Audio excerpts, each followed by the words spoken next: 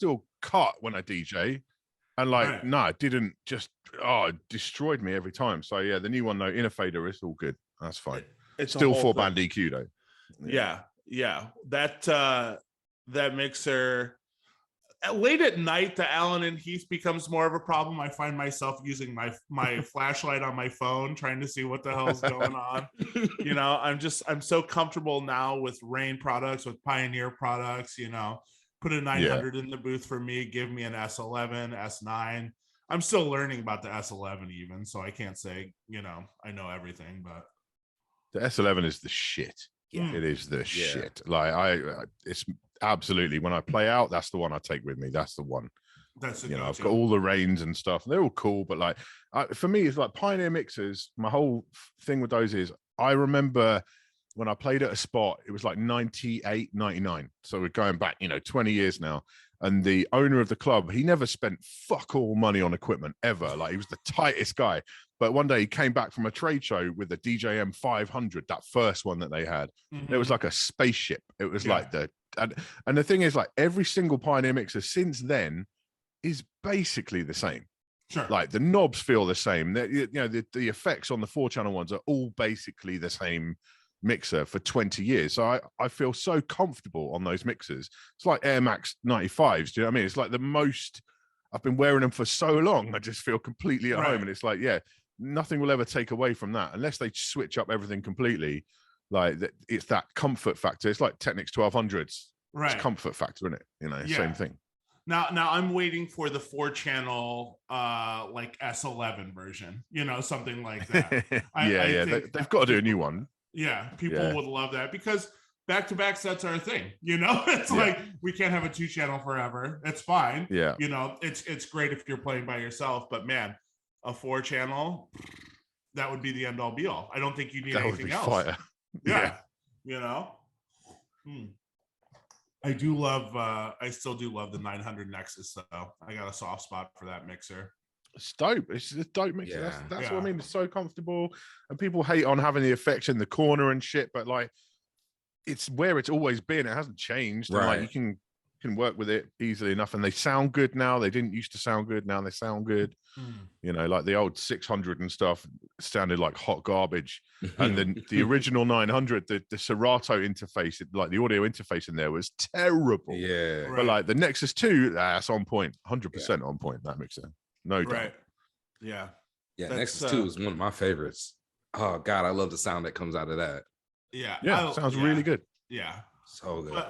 But the S11 upgraded the sound card for this, right? Yes. S11 sounds really good. The trouble with the S9 was the phono preamps were kind of garbage. Like the rest of it wasn't too bad, but like the phono, I play a lot of 45 sets, and like it doesn't sound good. But all the 45 people I know still play on an S9 anyway because it's just so nice and easy to use. So they're like forego that sound quality. But now the S11 sounds good too. It's got really good phono preamp, so it's all good. Yeah, we got a lot of tech talk today. We got a lot of tech talk to get into. I think we've saved tech talk the entire history of this podcast just for this episode to have you on, because we don't. It's not been that much. I've noticed. I said I've binged quite a few episodes. It's not been that much. We've held on because most of our friends are like, "Fuck it, let's party, let's play, whatever the gear is, let's do it." It's whatever. You come in here with a rotary mixer and already you're leaps and bounds ahead of the pack. So. Oh, for sure. The Sammy Needles episode, man, that was dope as fuck. That guy's life, man. Jesus Christ. What a life that guy's lived. That guy. Right after he posted a picture with Snoop Dogg, like hanging out, Snoop giving him a hug. I'm like, man, you at the Super Bowl, mind you. Yeah. Oh my God. What a treat. Yeah. He hit me up 2 days ago because he asked Siri how to say Todd Terge or Todd Terje, Todd Terge. Oh yeah. And what does Siri say? What did he? I gotta pull it up. So I've always gone with Terje, thinking that was probably correct, even though it doesn't sound right. But like, I think that's probably right. I don't know. Siri pronounces Siri pronounces it Todd Terria. Oh my God, are we doing Todd Terj right now? Yes. Oh my God, we're all doing it wrong. Everybody's getting it wrong. I thought it was Terje, and then I so said did that I. one day in front of Colin, and he was like, and he like laughed. And he's like, Terj. He's like, you're over pronunciating. Yeah, and I guess we're all wrong. I don't know. Well, so what is it? What is it? Siri said Todd Terria. Terria. Ooh, wow, that's gonna take some time. Yeah. But it's also like the Sade. Yeah, That true, doesn't too. even make sense to me. I don't know if that's just like an English or like like a European thing. Because like, you know how like the word idea sometimes comes out idea. Yeah. Is that what that is? Or it has to be, right? Like it's just I don't know. But I've always thought that just is a result of speaking quickly. If only we like, could ask the R someone just in kind the of flows UK. into the next word. If only we could ask someone in the UK how to pronounce Sade. Have you ever said Sade, Mojax? Sade. That's like, but that's a French name, though, right? French. Yeah. So you're asking the wrong person there. I don't know. Sade. I mean, Sade. Yeah, that's right. With an R though, yeah. Sade. Yeah. Yeah. Okay. Yeah. So it's always just been Sade. It's stupid Americans again. Yeah. We're just. I don't know. I think we're all getting that. Again, we're probably all getting that wrong. Everybody's getting it wrong. At least it's not Sade or somebody. Right. Like, well, like trying to pronounce Twitch usernames when they're rocking your chat. It's like, fuck, what is that supposed to be?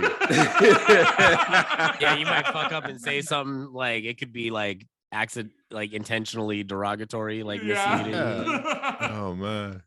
Oh my God. I guess that's a good area for us to get into this podcast now. Welcome to the 5on5 podcast.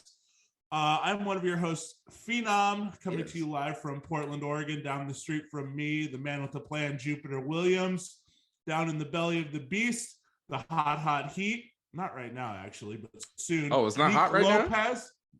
No, dang. Like 40 right now. We'll get into that later. Nice. Oh, okay. I played out there and it was so windy. Oh yeah. You was doing this before. You was doing this before your set. that's a whole story. That's a whole story we're going to get into. But I'm very excited to announce our guest today. He's joining us. Tips and tricks. There's only one man that I want to talk tech with on this podcast, and he's here joining us. The legend from across the pond. Ladies and gentlemen, make some noise for Mojaxx. Hey, you can meet me in the London. Oh, you switched it. There's no. We have a product here instead of the giant water bottle. Too. Yeah. Yeah. And then I was singing the London. Yeah, I like that. Yeah. A lot of change ups today. There was no Griselda, no nothing. Okay. No. We're overseas today. No booms. Okay. Mojaxx, I am so stoked to have you here and to be able to speak to you directly. Oh I God, cannot tell you. I cannot tell you how many items in my home are literally bought because of your cosigns. I apologize. I'm sorry for that. Mojaxx, how are you feeling? It's so great to have you here. Yeah. I'm feeling really good. I'm excited. I say I've been binging all the episodes, catching up with the vibe. And yeah, I'm a bit concerned that my musical knowledge, I feel like I'm one of these people who knows a little about a lot. Okay. Do you know what I'm saying? Like when it comes to music, like I've very wide taste.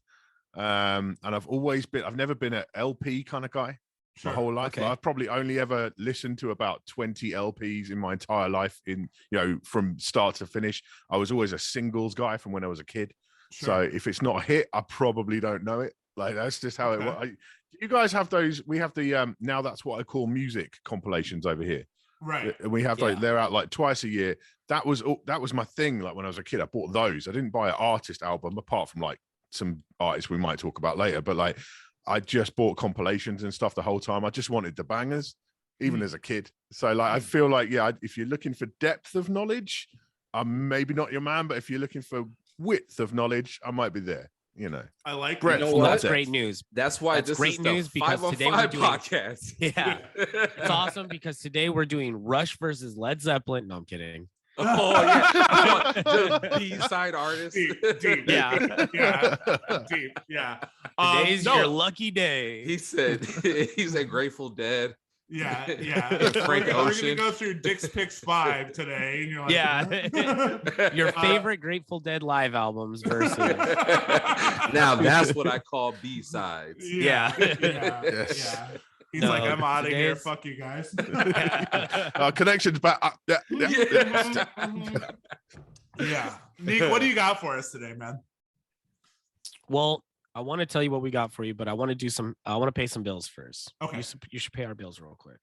Okay, first and foremost, we have to shout out directmusicservice.com, one of the sponsors of the podcast, along with Nuke's Hot Sauce. You can get our promo code on both of those, 5on5, FIBEON, and save some bucks right now. The DMS one's 30% off your first monthly subscription. And I would say grab all that music. We were just talking before we got on air. It's good to have multiple sources of record pools. We're going to get into a long chat about record pools. And yeah, I think that should cover paying the bills right now. Love that. Okay. Hey, All right, so today, make sure you're also on YouTube. Hit the subscribe, hit the like, hit the bell to be notified every time we drop a video. And let's get to it. That part too. And not Spotify, because Spotify's down right now. no, they're So back. Spotify's back up. No, we back By up. the time this comes out, also that'd have been days ago. That's Okay, true, yeah, too. yeah. But we're back up. Come on. So guys. at this moment in time, Spotify was down this morning, and people freaked the fuck out Yeah. because it kicked everyone out of their Spotify account. Yeah. And when you Oh, tried it to did all log back that? in, Yeah. when you tried to log back in, it said we don't recognize you. So damn. everyone on Twitter is like, Damn. what's going on? See, that's Yeah. why I tell people you got to sleep till noon. You never. Oh, have that's any- it. Oh, okay. You That's gotta. it. You woke up too early. You That's started good. doing shit too early in the day. I It's missed a all of you that. thing, not a me thing, huh? Okay. Yeah, I Okay. woke up. My Spotify was fine. I just saw people Oh, complaining okay. about it. Yeah, you idiots going to work at 8 a.m. Fucking dummies. All right, what do we got today? This is already off the kind rails. of sounds like Spotify sold our information. Yeah, right. maybe. Crazy. That's a different. That's a different podcast. That's a different podcast. All right. Armand Van Helden versus Fatboy Slim. Mm. Oh. Oh wow, I got a story about that. Okay. Oh. Immediately, I've got a Yes. story about that. Let's Yes. go. Okay, Put me on. so I think it was 99, maybe. They did that in a boxing ring. Do you remember that shit, right? So they did it in a boxing ring, and they did it once, and then the second time they did it was going to be in Brixton at Brixton Academy in London. And I lived at the time like about 2 hours away. I was quite a young kid, like I don't know, 18 or something like that. Me and my friends went to that gig. So we got a train to London, big London, all scary, the big city, all this, big London. We're off to big London, and we're going to go see Armand Van Helden and Fatboy Slim in a boxing ring. And that day, there was a bomber. There was this guy, the Soho bomber, who was running like some fascist right-wing dickhead, was setting off bombs, and he bombed Brixton that day. And so that gig was cancelled. And so we were just left in London with like nothing to do, basically. So I went to this club called Mass in Brixton, and stayed there till like 5 a.m. dancing to like really hard techno that I didn't like at all. And so yeah, so Armand versus Fatboy Slim, that was quite a pivotal day in my life. Like that would, because I never did see that show. Like I never saw it. It never happened again. I never saw it. So yeah, he brought up some disappointment there in my emotions, but also, it's good times. Yeah. Leading the show off with disappointment. Wow. I fucking love it. But now you're a part of this show. 5 Classic 5-on-5. Classic 5 on 5. Yeah. All right. Let's get into round one.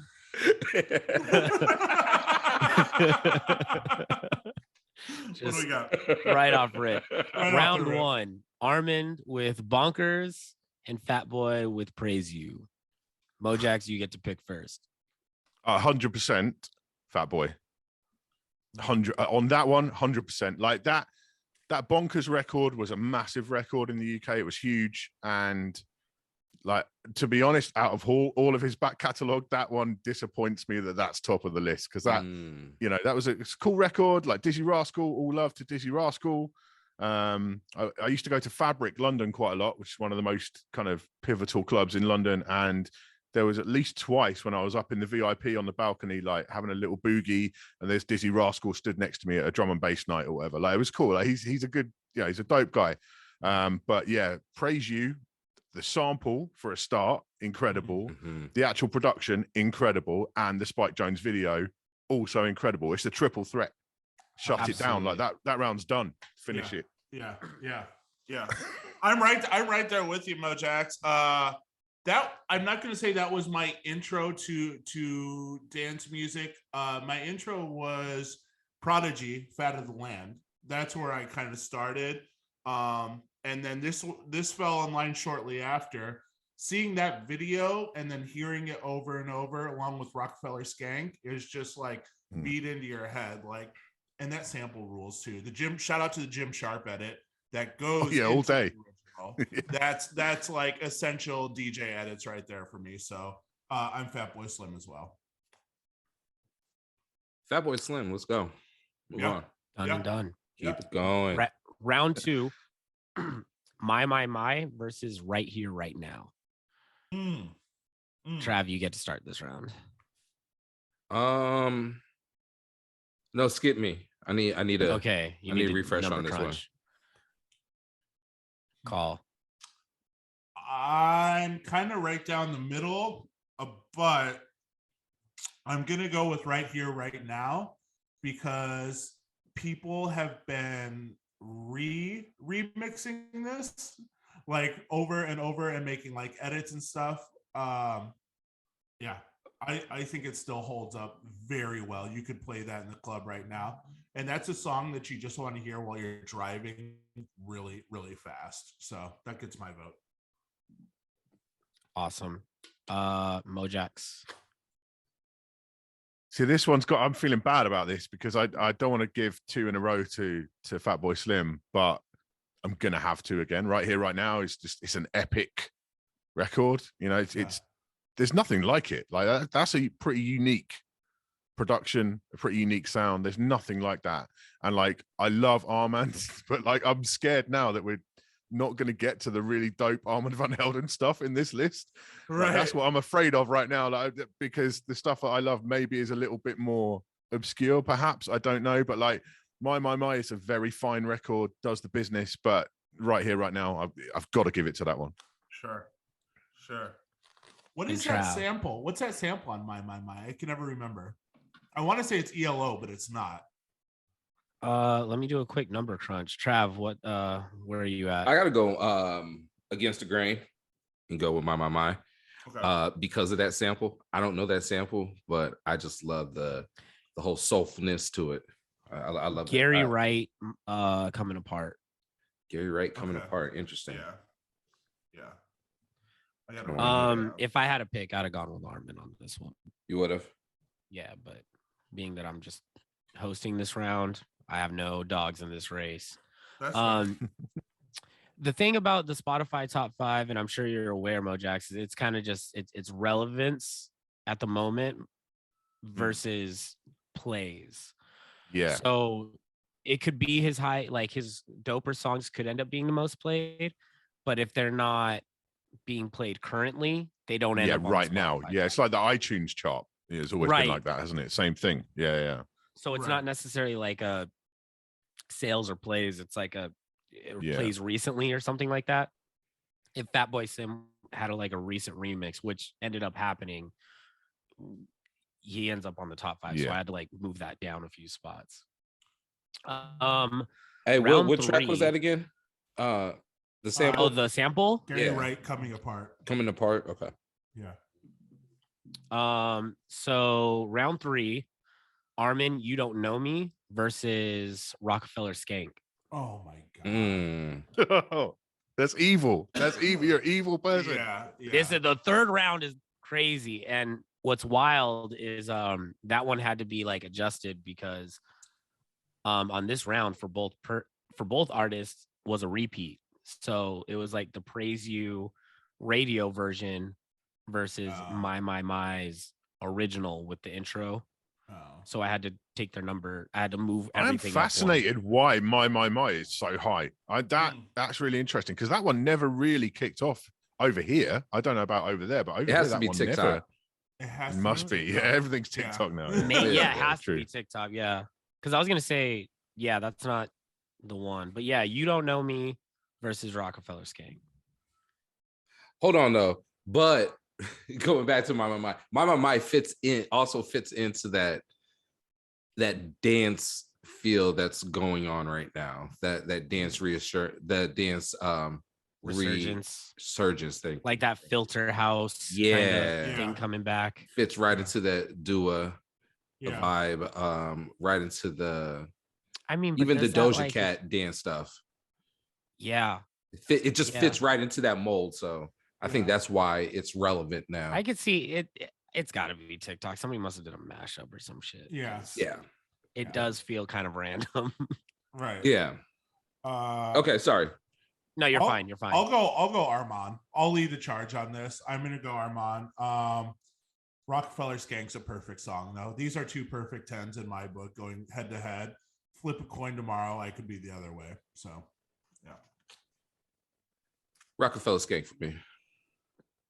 Tiebreaker Mojax, what do you got? That's going to be Armand on this one. Oh. That is a masterpiece of sampling. It is. It was released in Italy on a jukebox 45, and that's the most expensive 45 I've ever bought. And it was worth every penny.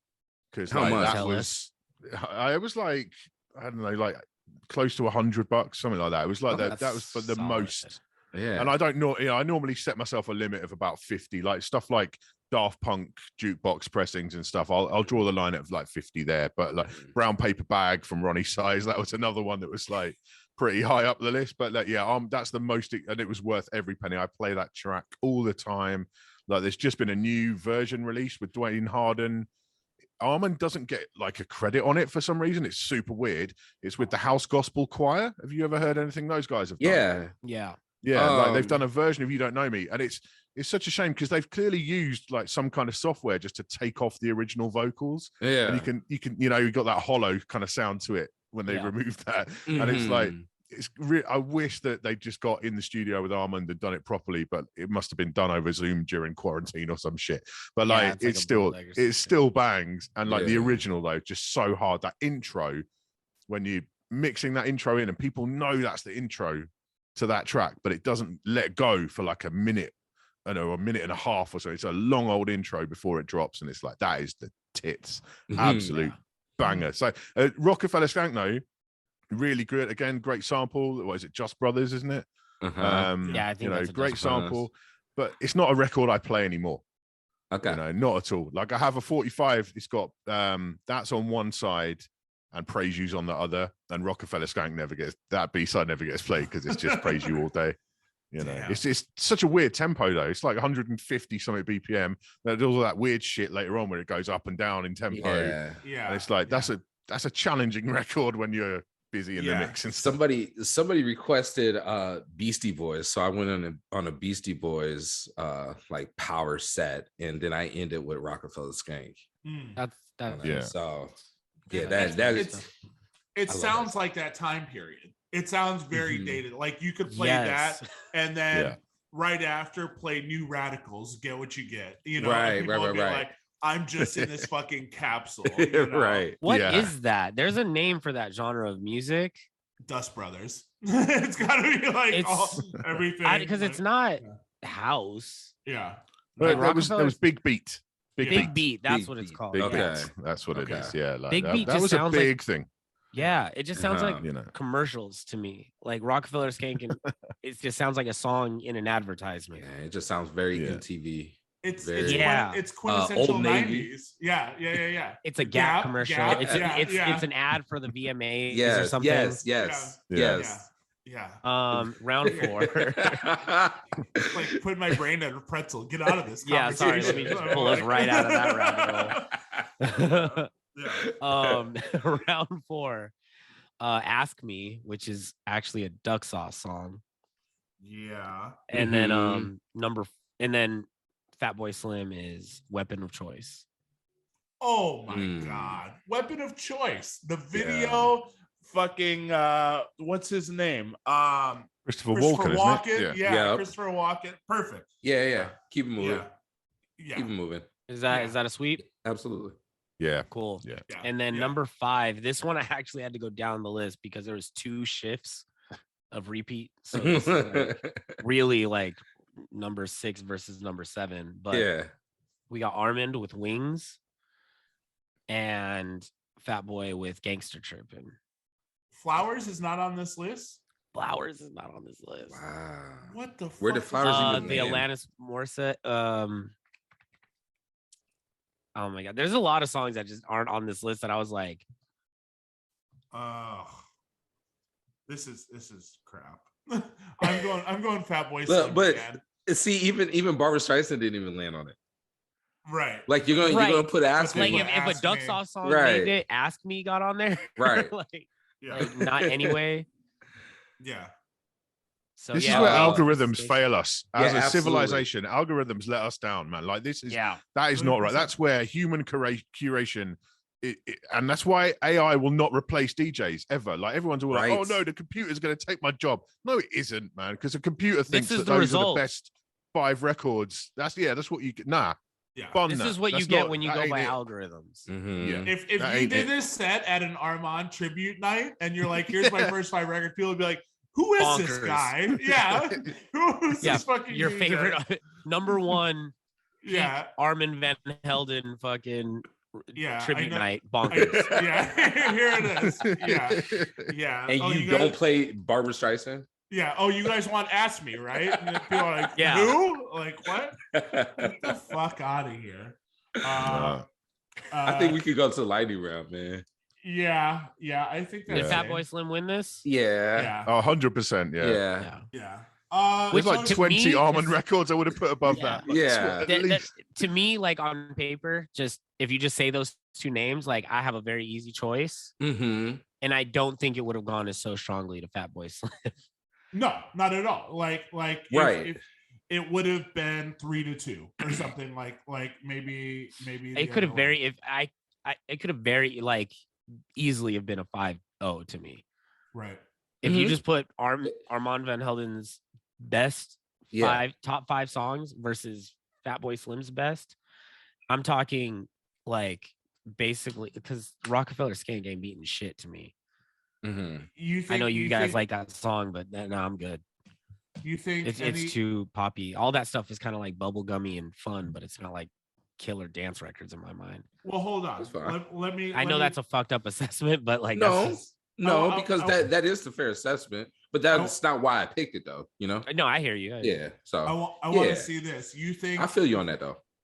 I don't think Praise You is getting rolled on anything, though. I think Praise You is just is the one, though. A cornerstone in dance music where it's just like huge. Mm-hmm. Praise You is the saving grace. That's the one that like would have a hard time, but like Praise You versus You Don't Know Me. I'm going You Don't Know Me. I'm just depressed because they're both such important pivotal artists in my life and in dance music in general. I mean, God, the amount of different pseudonyms that Norman Cook did work under, Beats International, Pizza Man, like loads of stuff that people don't even know. Like it's it's not important. just Fatboy Slim. Yeah, my God, like he was, Skint Records out of Brighton. I grew up on the south coast of the UK near Brighton, like about 40 minutes away from Brighton.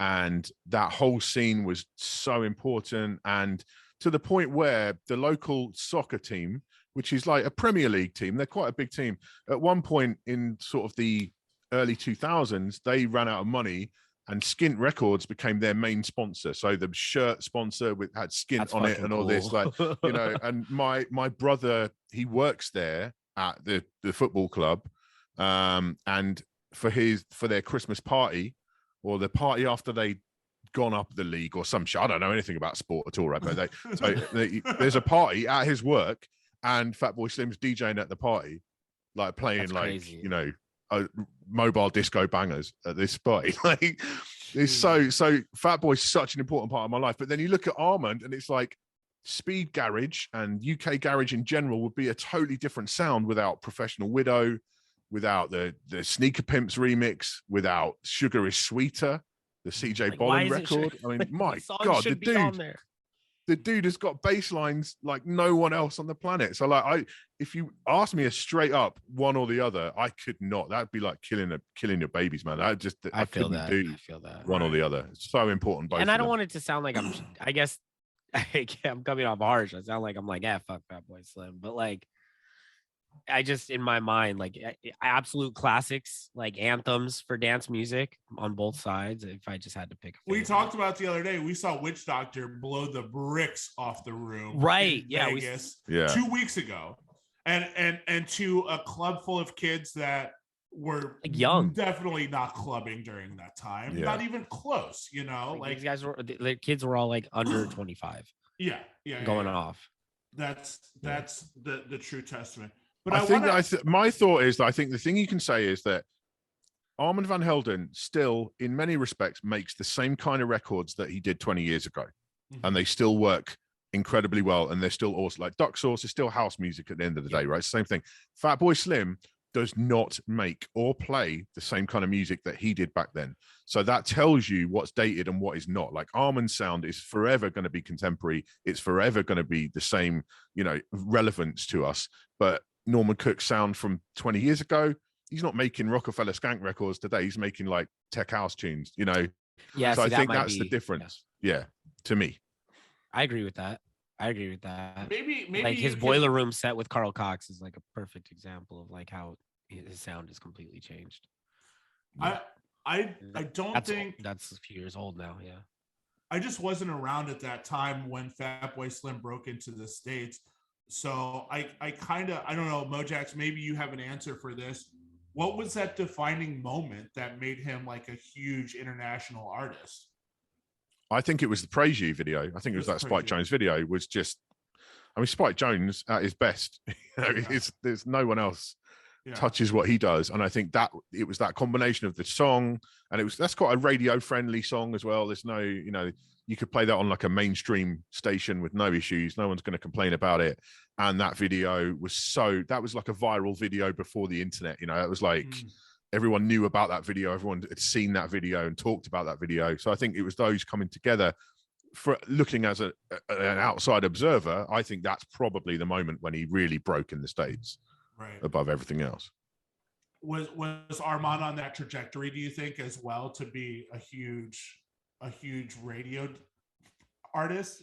Or would that I don't think Armand is that bothered about that. I don't think he really cares about the chart thing and being a superstar from the sound of it. I don't, that's my impression I get. Like he's a studio guy. He likes to make his records and they go out in the world. I don't think he's, you see the way he doesn't go on these massive tours like Fatboy Slim does in front, giant festivals and visuals and all this shit that Fatboy does, which is all cool. I've got nothing against all that, but like Armand's in a different place. He's, the stuff I used to love as well is his hip hop stuff from back in the day, all that stuff on like AV8 and whatever, wasn't it? Like Buddha Baboons and stuff, the Sample Slayer, Enter the Meat Market, like that LP, that turned me on in a big way. There was that and a compilation by Riz and Scissorhands called Shoot the Pump put me onto this like kind of instrumental dubby New York hip hop that I'd never heard before. That samples, like Hey Ya Hey and all that kind of stuff. I'd never heard those joints, like that kind of sound in my life. And so Armand was like a dope hip hop producer as well. Like he's not just a house, I'd love to hear him do some more hip hop. Yeah. Bring back the boom bap. Just talking about me and Colin were just talking about that Armand album. What was the one with flowers on it? Something for you. Too Future for You. Too Future for You. Yeah. So because we both got it, I was like, oh man, my copy's missing a disc. But we were talking about it. I was like, Armand is kind of the reason I'm into dance music, because he really bridges the gap using samples. Because like he didn't invent the wheel or anything, but he really does make like hip hop, house, like it's the same formula, just faster. Does that make sense? Yeah, like, I heard that you're talking about that on drum, another show. And it really does just like that's when it clicked for me that I was like, oh, this is just danceable 90s rap. Like that's all houses. He makes house music digestible for hip hop heads. I didn't know he was American until like a week ago. Also, I didn't know he was born in New Jersey. I thought he was like from the Netherlands or England. I had no idea. Right. That's just a testament to my age, though. Like when these guys like blew up, I was in elementary school. I didn't think to ever look up where they're from, or I'm so old. Was listening to the music. But there's those pillars though, because we're all over 30. Me, Travis, and Neek. Like there was an entry point in the 90s, late 90s, early 2000s, where people our age got into it. People in their 30s got into dance music. It was either Prodigy was that for a lot of people. Felix the House Cat was that for a lot of people, because he had Rocket Ride on what was that, the video game, Need for Speed Underground. And Need for Speed put a lot of people on house. Yeah, there was so much house music getting broke in the States that over in the UK, you guys are like, this is old shit. What do you like? What are you guys so late to? You know, but I think that it was that blanket when in the 90s and early 2000s, and even up when I was in college in 2009, these clubs would blanket term all of this dance music as techno. Even up through Bloghouse, they'd be like, no, we don't want fucking techno here. And it's like, right. It was just a blanket term for everything. And music choice with electronic. Right. Yeah. And then there was that period in time towards the end of Bloghouse where Kid Cudi had the breakout, where cool kids were getting roped in next to Justice and stuff like that. And these club owners and stuff like that are like, hey, dance music is a viable solution. Like, it doesn't have to be just black or white. Everything's techno, or everything is pop, whatever. And now there's so many subgenres of every fucking everything you can think of. Yeah.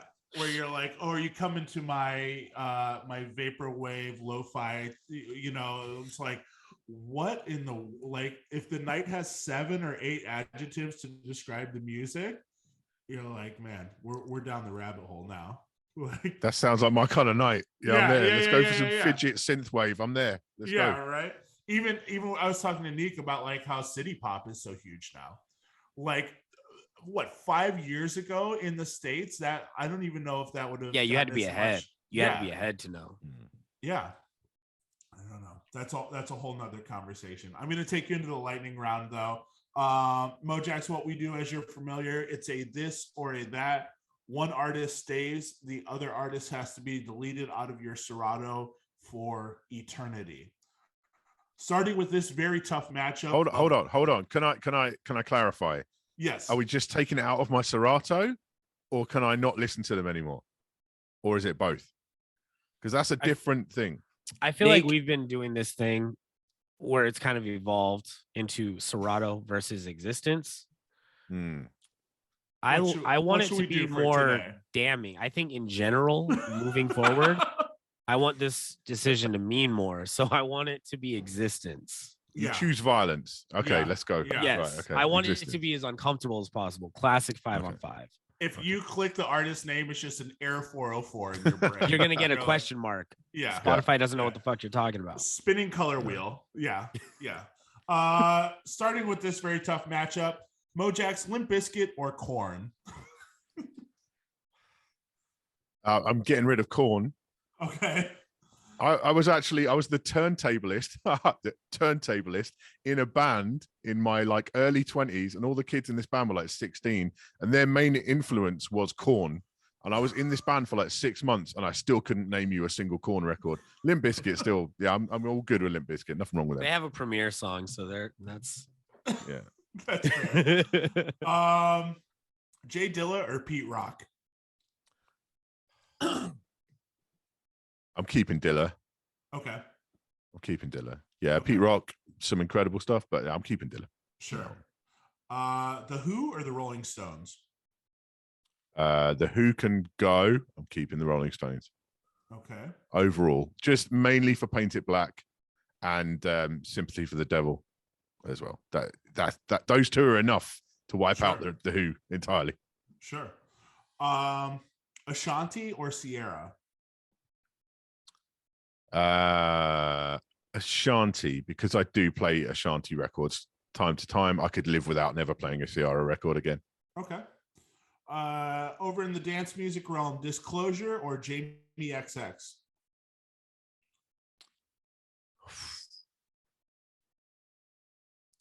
If we lose Jamie XX, do we have to lose the XX as well?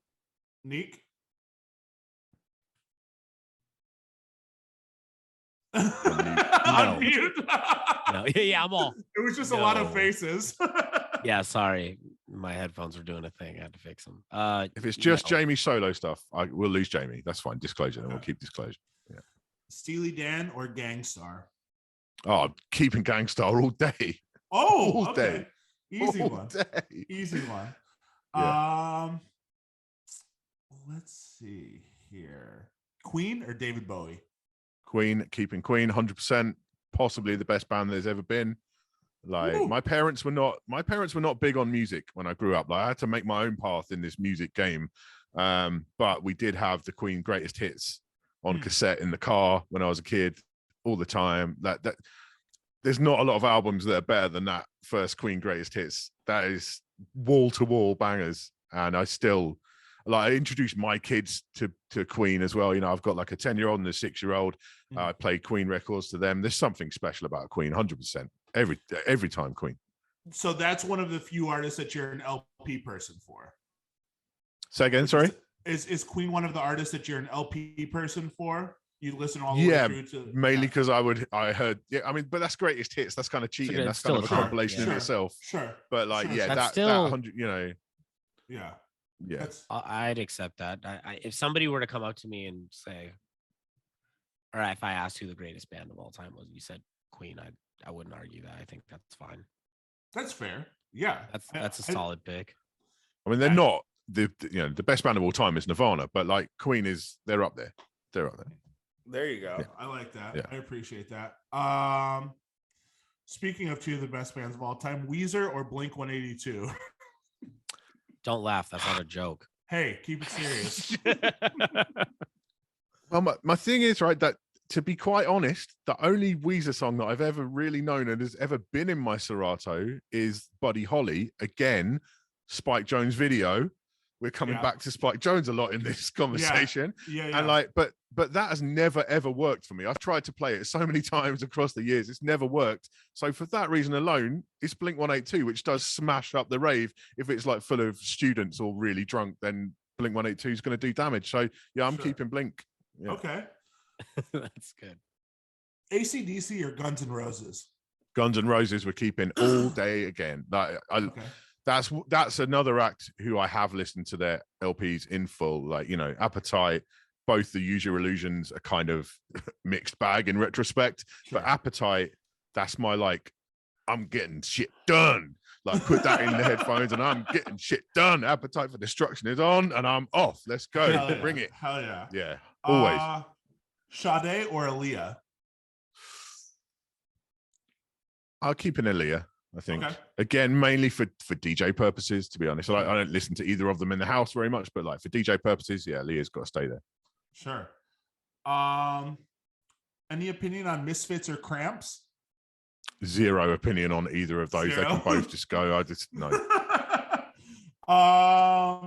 Phil Collins or George Michael?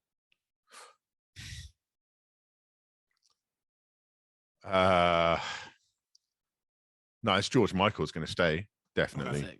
Sure. Yeah. Like he was such a, apparently, I don't know if this made its way over the pond, but like after he died, it came out that he had basically given away so much of his money in his last, few years of his life to charities. Like he was just one of the most generous people, and he did it completely on the low. Like no one ever knew this. Like it was all anonymous, or like no one was allowed to find out. Like he gave away so much. Like he was clearly just a troubled but a very, very nice guy.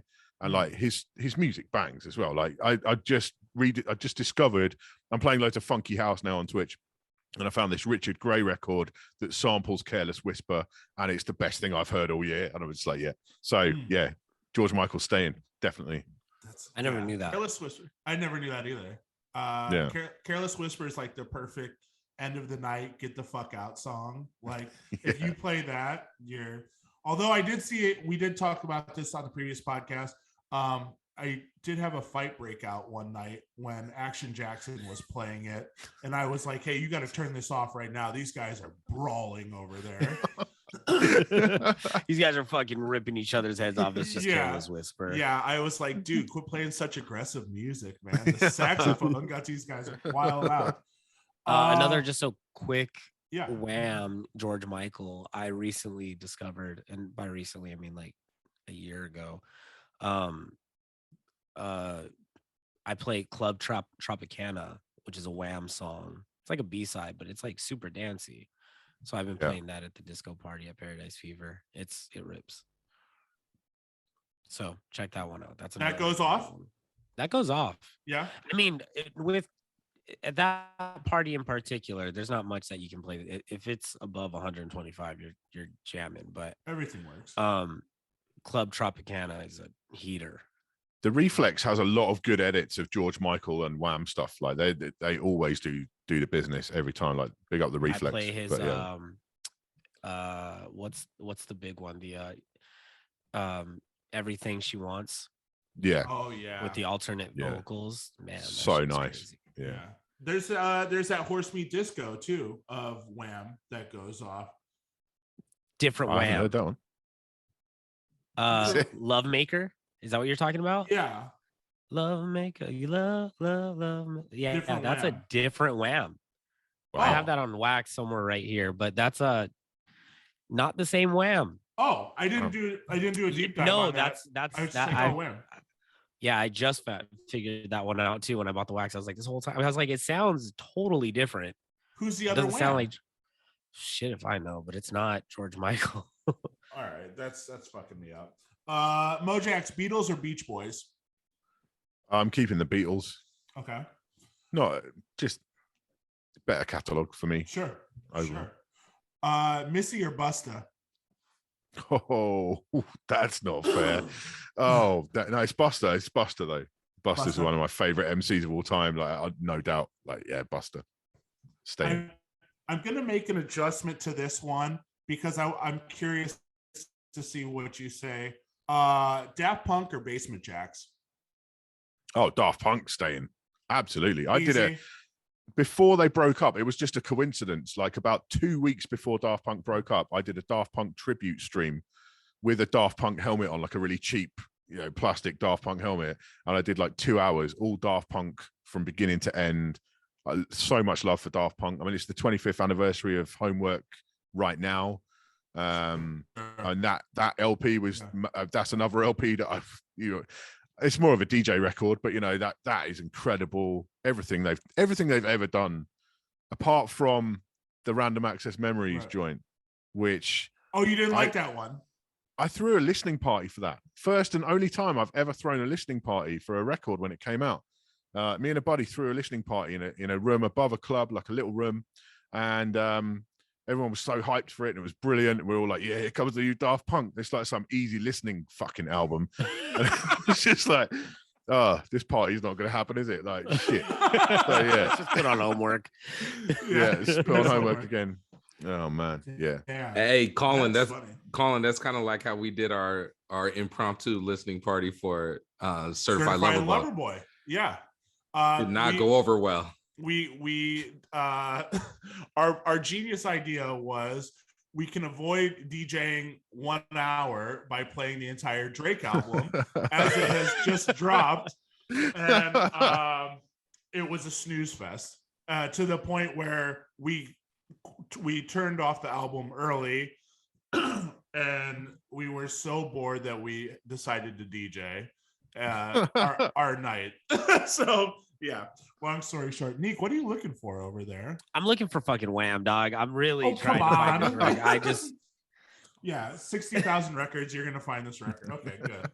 A couple more, and then we'll get into my plethora of questions. I know these guys have an abundance of questions for you today.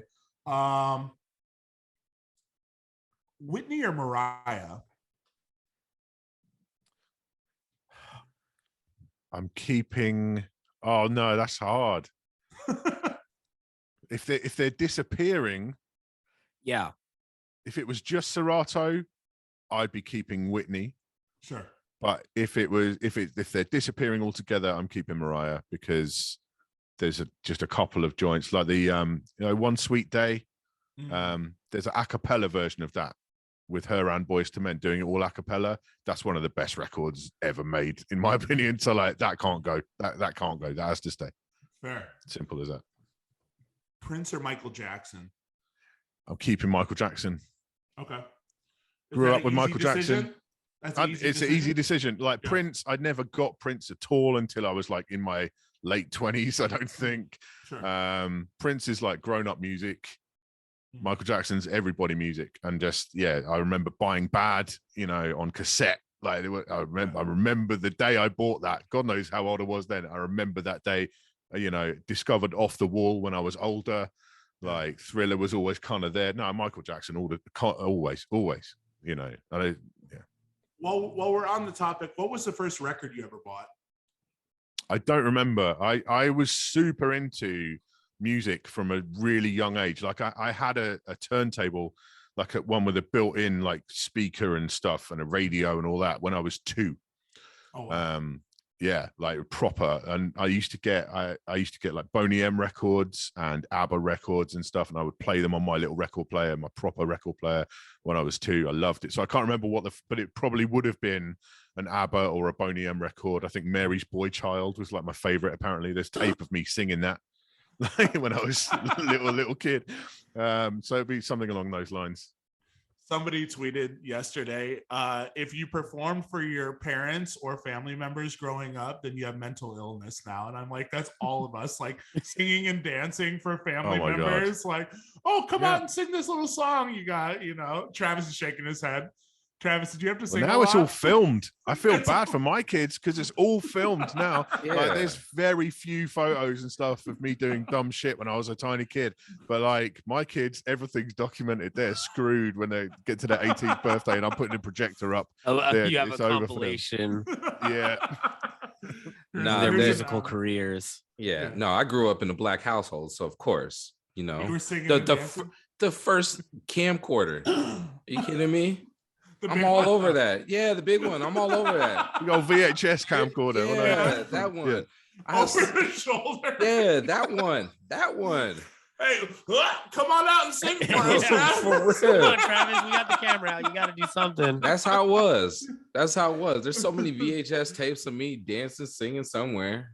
My family to this day will not stop calling me Bojangles. What? I went through like a tap dance phase where I for real thought I was like a real tap dancer. What? So I just would tap dance at like Thanksgiving. You thought you were Gregory Hines? Bro, I really thought I was Gregory Hines. You know what it was? The dude from Sesame Street got me hype. Who was it? I can't remember Bull's name. Was it the dude with the dreads? Yeah. Yes, that one. Okay. I thought he was so tight. Nah, he's dope. He's dope. I'm not even mad at you for trying to be like him. Yeah, so I was tap dancing all over. Yeah.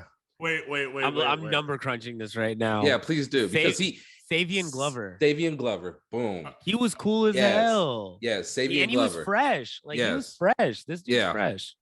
Okay, so I have a question. He had fits and he was tap dancing. Yeah. Yeah, because you didn't see that. You didn't ever see that. Nah, he was like super hip hop. He was cool. You could tell he was from like Philly or something. Yeah, exactly. I have a few questions. My hand is raised. I got a few questions. Go ahead. All right. First question. Did you have tap shoes? No. So what's the click? There's no clicking going on. It's that's just foot to earth, bro. That's just. Were you being loud with it? You were like stomping. It was aggression, a little flick of the ankle, and it was finesse. Yep. Grace. Mm-hmm. And a snappy foot. And imagination, being this was mostly powered on imagination. Let's be honest. This train was fueled by imagination. I grew up to be a dance powerhouse, so yeah. This works out. This works out. My second question on the tap dancing: did you?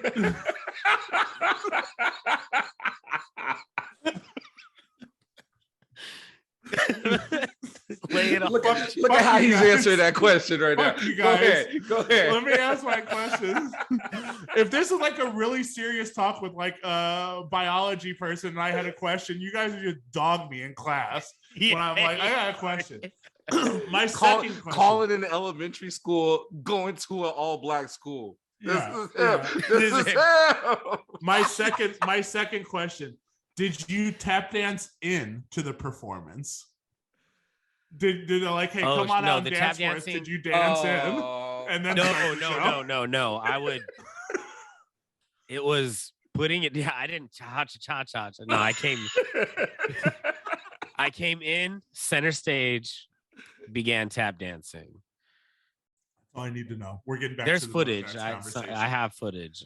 Mojax, I am so sorry. That footage needs to get played on the show. It does. It definitely when does. this episode airs, like there's going to be 2 clips now, and it'll be I will publicly embarrass myself. Oh my God. You have so many nicknames on this show. Yeah. More than anyone. Yeah. I mean, I'm not lived calling with many you that, lives. but you have a lot of nicknames. Yeah, you don't got. I'm not calling you that. You're on your own for that. No, I think I'm good to call it that. Travis is only gonna call you that now. Hey, get on out here for your DJ set on the mic in the club. Yeah. Coming up next. Coming You're gonna know him, you love him. Why don't you tap your little ass out here?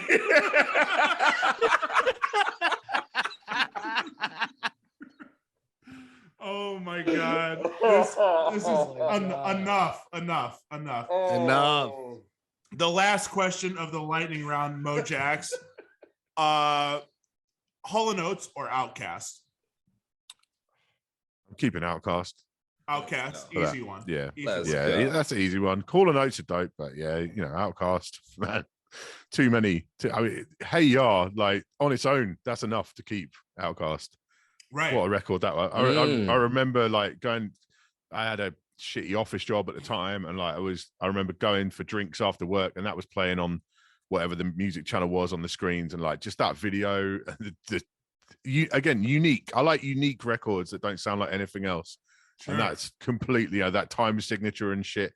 Like Hey Ya, I mean, obviously, like the regular Outkast stuff is dope as well, but Hey Ya is just on a different level. Can't get rid of that. Hey, what was the temperature of Hey Ya when it came out in the UK? Because I feel like that's a very UK pop throwback. Yeah, it was totally hot. It was just massive. Yeah, absolutely. Played it every set, like everyone. It was on all the radio. It was just huge record. 100%. Crazy. That's freaking dope. I have a lot that I want to get into. Let's start with Twitch. I do want to hear about your transition to Twitch. I'm assuming it was like a knee-jerk kind of thing where you're like, yeah, no brainer. Let's go on Twitch. You have an incredible setup for it.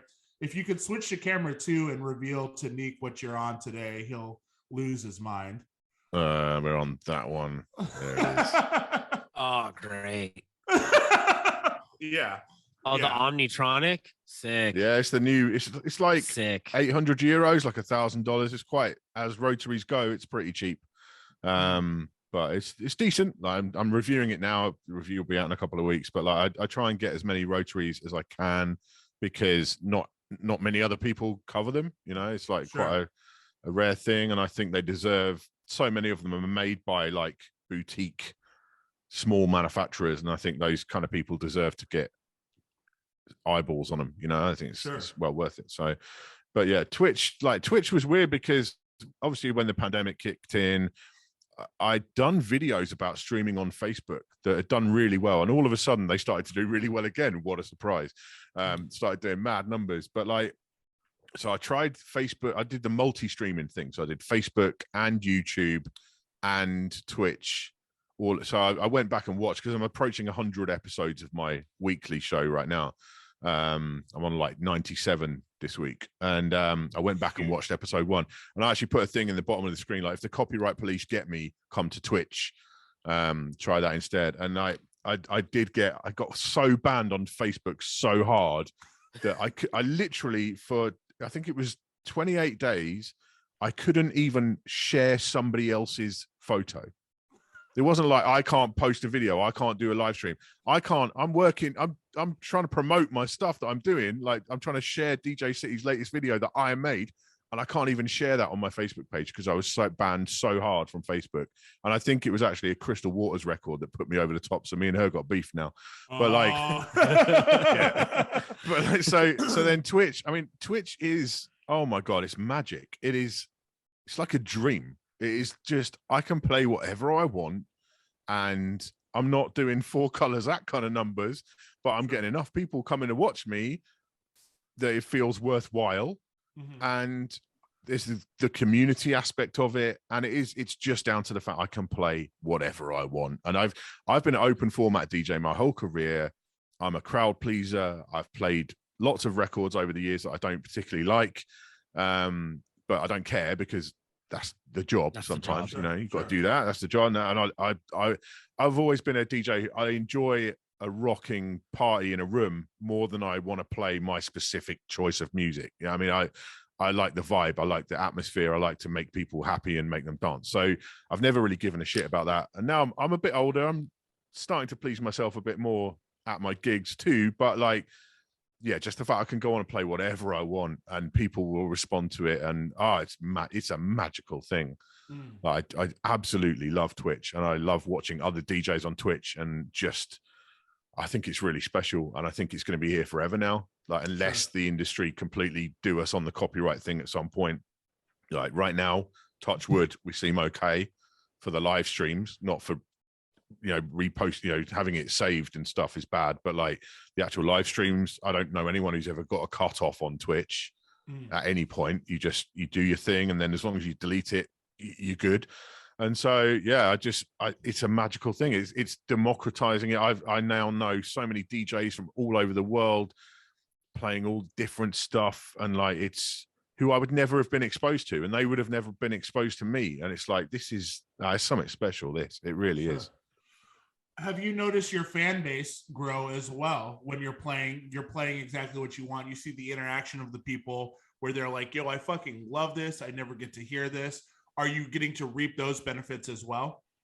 Yeah, I mean, it's weird because, you know, I have nearly 6,000 followers on Twitch, which is a lot. But I get an average of like 40, 50 people watching my streams, because most of my fan base, as it were, I'm doing the air quotes a lot in this show. That's stop. Like my fan base, as it is basically just DJs, you know, and a lot of them sort of expect me to be playing. You know, I work for DJ City, I work for Beat Source. They may be expecting me to play like hip hop and stuff, and I don't play any of that at all. Right. And it's like, excuse me. So it's a bit of a weird one in that, yeah, not everyone who follows me actually wants to hear me DJ. Like, I would probably do massive numbers on Twitch if I did a live tech talk kind of show, but I make YouTube videos for that life, and I sometimes do things like this for that life. You know, when I'm on Twitch, I'm DJing. That's what it's about. I'll still talk tech over the record sometimes, and people ask me stuff or whatever, but in general, I'm there to DJ because that's my first love, that's my passion, it's what I want to do. And so it doesn't, you know, if I'm playing progressive house or even like funky house and disco house and stuff, there's a lot of people who are going to tune in, they'll see Mojax, that's not what they want to hear. And so you know, they might follow me, but they're not going to tune into the streams on a regular basis. So it's an interesting one, but there are enough people out there. I mean, there's so many different communities of DJs on there. There's so many, like, progressive house and trance. There's the techno people. There's the like hardcore people. There's the kind of David Morales scene. There's the Scratch Bastard scene. There's all these kind of different elements of it, just like in real life. But it's the fact that you can access that at any time from wherever you are in the world. To me, that's incredible. Like, I can, you know, wake up and watch first thing in the morning and go and watch Four Color Zach at like 8 a.m. my time and have breakfast listening to Four Color Zach DJing from his house. Like that's the moment in time. You, at no point in history has that ever been possible to do before. You know, if you were lucky, you could catch a mix on SoundCloud, or you might hear a radio show or something like that. That's never existed in this way in the past. And that to me is magical, truly magical. Yeah. I want to touch a little bit more on the open format side of Mojaxx. If you had it your way, and if you were throwing your own night, and maybe you were like, hey, I'm just going to do me, what genre would you prefer? That's the problem, right? My first love is house of all kind of varieties, and it always will be. That's my first love. And so if I had that choice, but I had to stick to one genre, then it would be house. But if I had that choice in general, I'd be playing Gymsharp edits early in the night. I'd be playing some reggae. And then by the end of the night, we'd go through house up to drum and bass. Yeah. You know, but obviously that's not a realistic proposition for many rooms in this world. Right. So like I like a lot of stuff. I like a lot of different music. And for a while on Twitch, for a good few months, I was doing a liquid drum and bass show on a Sunday, like nothing like anything else that I play, but I was doing that and I loved it. That was amazing. So like I have a very wide taste, and I appreciate the limitations of that as a DJ. But I'm really happy doing the kind of gigs that I do now are kind of loungy spots, food spots, and that kind of stuff, generally like older crowds. And I get to play a good mixture of like stuff that I've got on 45. So it is like funky Gymsharp stuff. And then it will go play some like Hall and Oates, or, you know, like going across the board. So I am an open format DJ in my soul, really. Yeah. You know, that's where I'm at. I can't help that. I wish I could, because I'm sure I'd be a more successful DJ if I'd specialized at some point in my life. Right. But I can't specialize because there's too much good shit out there for me to do that. Can't do it. What was your entry point into house music? It was like 92, that kind of work. Even before that, like the UK charts, going back to like Technotronic, Pump Up the Jam, what's that, 89? You know, that kind of era, that was massive in the charts in the UK, like top 40, top 10, you know, stuff like that. And things like Snap the Power, and, you know, that was all massive. And then the Prodigy, you know, around 92, it started to become that kind of rave sound. So the Prodigy, SL2, and all of that, again, top 10 records in the pop charts in the UK. So that was my entry point into all of that kind of rave scene and that world. And then it just developed from there. So, it would, you know, 95 was like Nightcrawlers, Bucketheads, Todd Terry remixes, you know, again, all really big commercial records here, 100%. No, that's fucking incredible. And obviously the UK rave scene, unparalleled compared to the United States. We didn't even get anything, you know, remotely close to that. What were those I think you did, but later though. Just much later. Like the happy hour. Yeah. Once again, we're late adapters to everything you guys are doing musically out there. Like the sound kind of moves from east to west for us, as far as even house music trends. All the videos you see on YouTube, or even on Instagram, are mostly from UK performances going on. Shoot, even hip hop. Even hip hop. Look at the grime, which is now our drill. Yeah. You know. Yeah. What were some of those early performances, maybe at a rave or whatever, where you saw DJs and you were like, this is what I want to do? I think it was on TV. Like there used to be this like rat character called Roland Rat, and you won't know that he was on like breakfast TV. It was like, you know, like a furry puppet kind of thing, like a Muppet. Yeah. And there's this guy called Roland Rat, and he had a show on like a Saturday afternoon, the Roland Rat show. And there was this British rapper called Derek B, from back in the day, and he had a big hit with a track called Bad Young Brother, and he had a DJ behind him on that, you know, with the 1200s and all this. So I think that was the first time I'd ever seen two turntables together, and that like blew me away. But then I think after that, it was just going to like under 18s nights and stuff like that was quite, you know, it was quite a big thing. And that was still, so that was kind of around probably 94 and so on. But I think the main thing, and it doesn't exist anymore for me, it was magazines. It was DJ Mag. It was Mix Mag. Sure. You know, I used to import Scratch as well for a while, the US one, and like there were tons of them on the newsstands all the time, and so I used to buy every single one every single week and just consume them, you know, avariciously, all of these different magazines, reading about this music. And then you go to the record store and try and find the tracks that you've read reviewed or you've heard that this DJ played and stuff. So for me, that was the biggest kind of factor in my education in DJing, I think, was magazines. And no one thinks about magazines anymore, but that was such a big thing for me, really was. Right. And now the only DJ Mag talk is every year for the top 100, where people are saying this is horseshit, this person doesn't belong on there, X, Y, and Z. What's David Guetta doing? You know, all of that. Before house music, did new wave play any bit of a role in your taste in music and what you started to develop? Not really. No, not really. I mean, I was mostly into the dance stuff from that. You know, when it's kind of like 11, 12, that's the kind of age you really start digging music properly. And like that was, you know, the rave stuff then was so new and so vital and so just unique. It was like it was just something that it hadn't existed before. You know, I was too young for the Summer of Love in 88 and the second Summer of Love in 91. I missed all of that, right? So I was just consuming it as a kid, third party, but you know, you start to get a feel of this culture. And so that for me, but then I had my teenage angst kind of years, and that was soundtracked a lot by Nirvana. That was my teenage angst band that I had. Everyone's got one, you know, and that was mine. Yeah.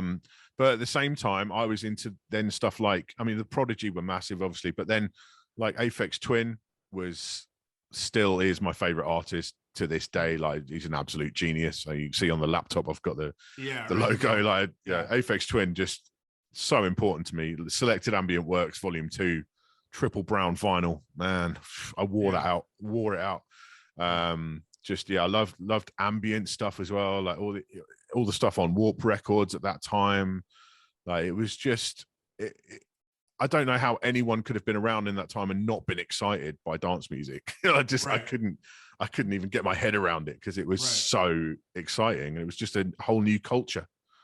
Did you slide into any of that trip hop sound as well with Massive Attack and stuff like that? Kind of oh shit. yeah, 100%. Like, I mean, that was the thing. Like it all kind of melded together. Like there was the big beat stuff, you know, the Fatboy Slim thing, and that kind of crossed over into kind of the trip hop and the down tempo, you know, the breaks and the beats, and that crossed over then into some kind of backpack kind of hip hop.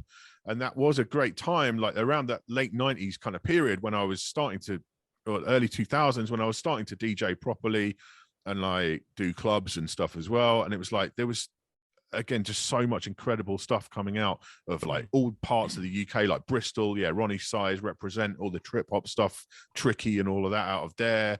Like it was just a very exciting, the whole music's always been exciting in that way. I don't know, the dance scene for me, it's ever evolving, it's ever changing. Sure. And that's what gets me with it. Whereas rock music, as much as I love a lot of rock music, it's always going to be, you know, a couple of guys with a guitar and a bass and drums, and like however good that is, that's not as exciting. And especially for someone like me who's so into technology, you know, I always feel like that's an element perhaps for me. It's like what sounds are these machines able to make now? Like that for me is like incredible as well. I love that. It's not just about here's some instruments, because I realized at a very young age I'm never going to be able to play an instrument. I don't have that in me. It's not my skill. I just don't have it.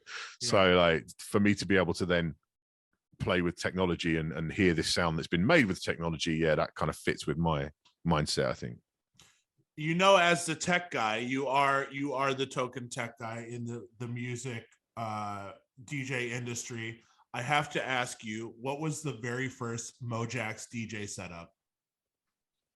It was, I don't think you guys really had those in the States. It was a console. So it was a big wooden console, and it had, you know, that the stuff they have on speakers, like that black kind of like covering foam with grooves in it, that stuff. Not foam, but like, you know, that stuff you get on like rubbish speakers back in the day. It was covered in that. And it had two turntables in, but they were just like the top section of a turntable kind of mounted into this thing. And it had like a mixer, but it just had 2 like volume sliders, and it had an amplifier built in. It had like a 100 watt amp per channel or whatever in it as well. And that was my very first setup, was one of those. And then I soon discovered and realized that that was terrible and not going to be able to do anything with that. Very mobile, very light. Yeah. But I started as a mobile DJ. Like I started doing like school parties because my dad was a principal of a junior high kind of school. So that's how I started DJing. I didn't get decks and practice at home. I started playing out. And so I soon realized, and that was, I got onto CDs quite early because I was just a mobile DJ. I wasn't mixing or anything like that. And it wasn't until later on when I started to get into that dance scene more. And then I got some Belt Drive. They were Sound Lab DLP ones, which are kind of equivalent of like Belt Drive Geminis, you know, that kind of thing. And it was those and a little 2-channel mixer, again, kind of Gemini equivalent. You know, once you learn to mix on Belt Drives, you know, stepping up to 1200s is like a dream. It's like, I still remember the day I first played on 1200s. I was like, oh man, it's really easy. Like, what? This is so much better. Trying to fight the pitch all the time. Like, oh my God. But that's, you know, but yeah, so it was my first real DJ kit was, you know, those Belt Drive turntables. That's what I've got. What was that transition to Serato like for you? Well, I mean, it was weird because I'd been on CDs for a long time. Like I discovered the internet. I discovered, you know, Audio Galaxy, etc. at the start of the 2000s. And like, I was all into that. So I was burning CDs in the house and playing. I had the little Pioneer 500s, the little ones where you couldn't like scratch or anything, but it had the pitch control, it had the cue and all that. So I had those, had a double CD player. Those things were a nightmare to play on, but like, that's what I was wondering. It was great. That's what you're playing on. Yeah, and but to have that access to that music was really cool because you didn't have to go and spend $10 on a single 12-inch. You could go and spend it on a CD with loads of different tracks on it, and so it was like, and then you're burning them, etc. But so I was already digital for quite a long time, really. You know, I was still playing vinyl as well, but I was also playing CDs. So the switch over to Serato was not. It was really. I remember the first time I played on Serato because my friend had it. But we'd been messing around like with, at one point, because I used to DJ with a buddy in like a duo. And so at one point he was playing on Ableton Live, dropping loops and stuff over me playing on vinyl. So like I was playing, you know, on a normal mixer and turntables, and he was playing Ableton Live, just dropping over like drum loops and samples. And that's like 2003 or something. That's some early days, Ableton Live 3 or some shit like that, like proper old school. And then there was also, he got the Final Scratch, the first Final Scratch, where you had to install Linux on your computer just to run the software. Didn't even run on Windows or Mac. And we'd experimented with that. And then Miss Pinky was another one. It's completely obscure. Like we got Miss Pinky as well. And that ran with like any sound card. And then I played with Tractor. So I was already quite familiar with this whole, you know, digital DJ thing. But it was when, he showed me Scratch Live. He had the SL1. And it was just like, oh yeah, okay, they've nailed this now. Like they've actually nailed this for the first time. They've nailed this. And it was like, after that, I was just off to the races with it 100%. But as I say, that transition, because I'd already had this digital DJ stuff going on for a long time, I don't think it was quite the epiphany that it was for some DJs who'd just been playing nothing but vinyl for 20 years. Whereas I was already on that tech thing a little bit. So it was like, oh yeah, this is great. They've nailed it, but wasn't quite life-changing in the same way, perhaps. Right. And you weren't carrying straight huge milk crates either. You started carrying CD books and stuff like that. I mean, by that point, I would carry like one bag of records and one bag of CD wallets. You know, the CD wallets where you open them up.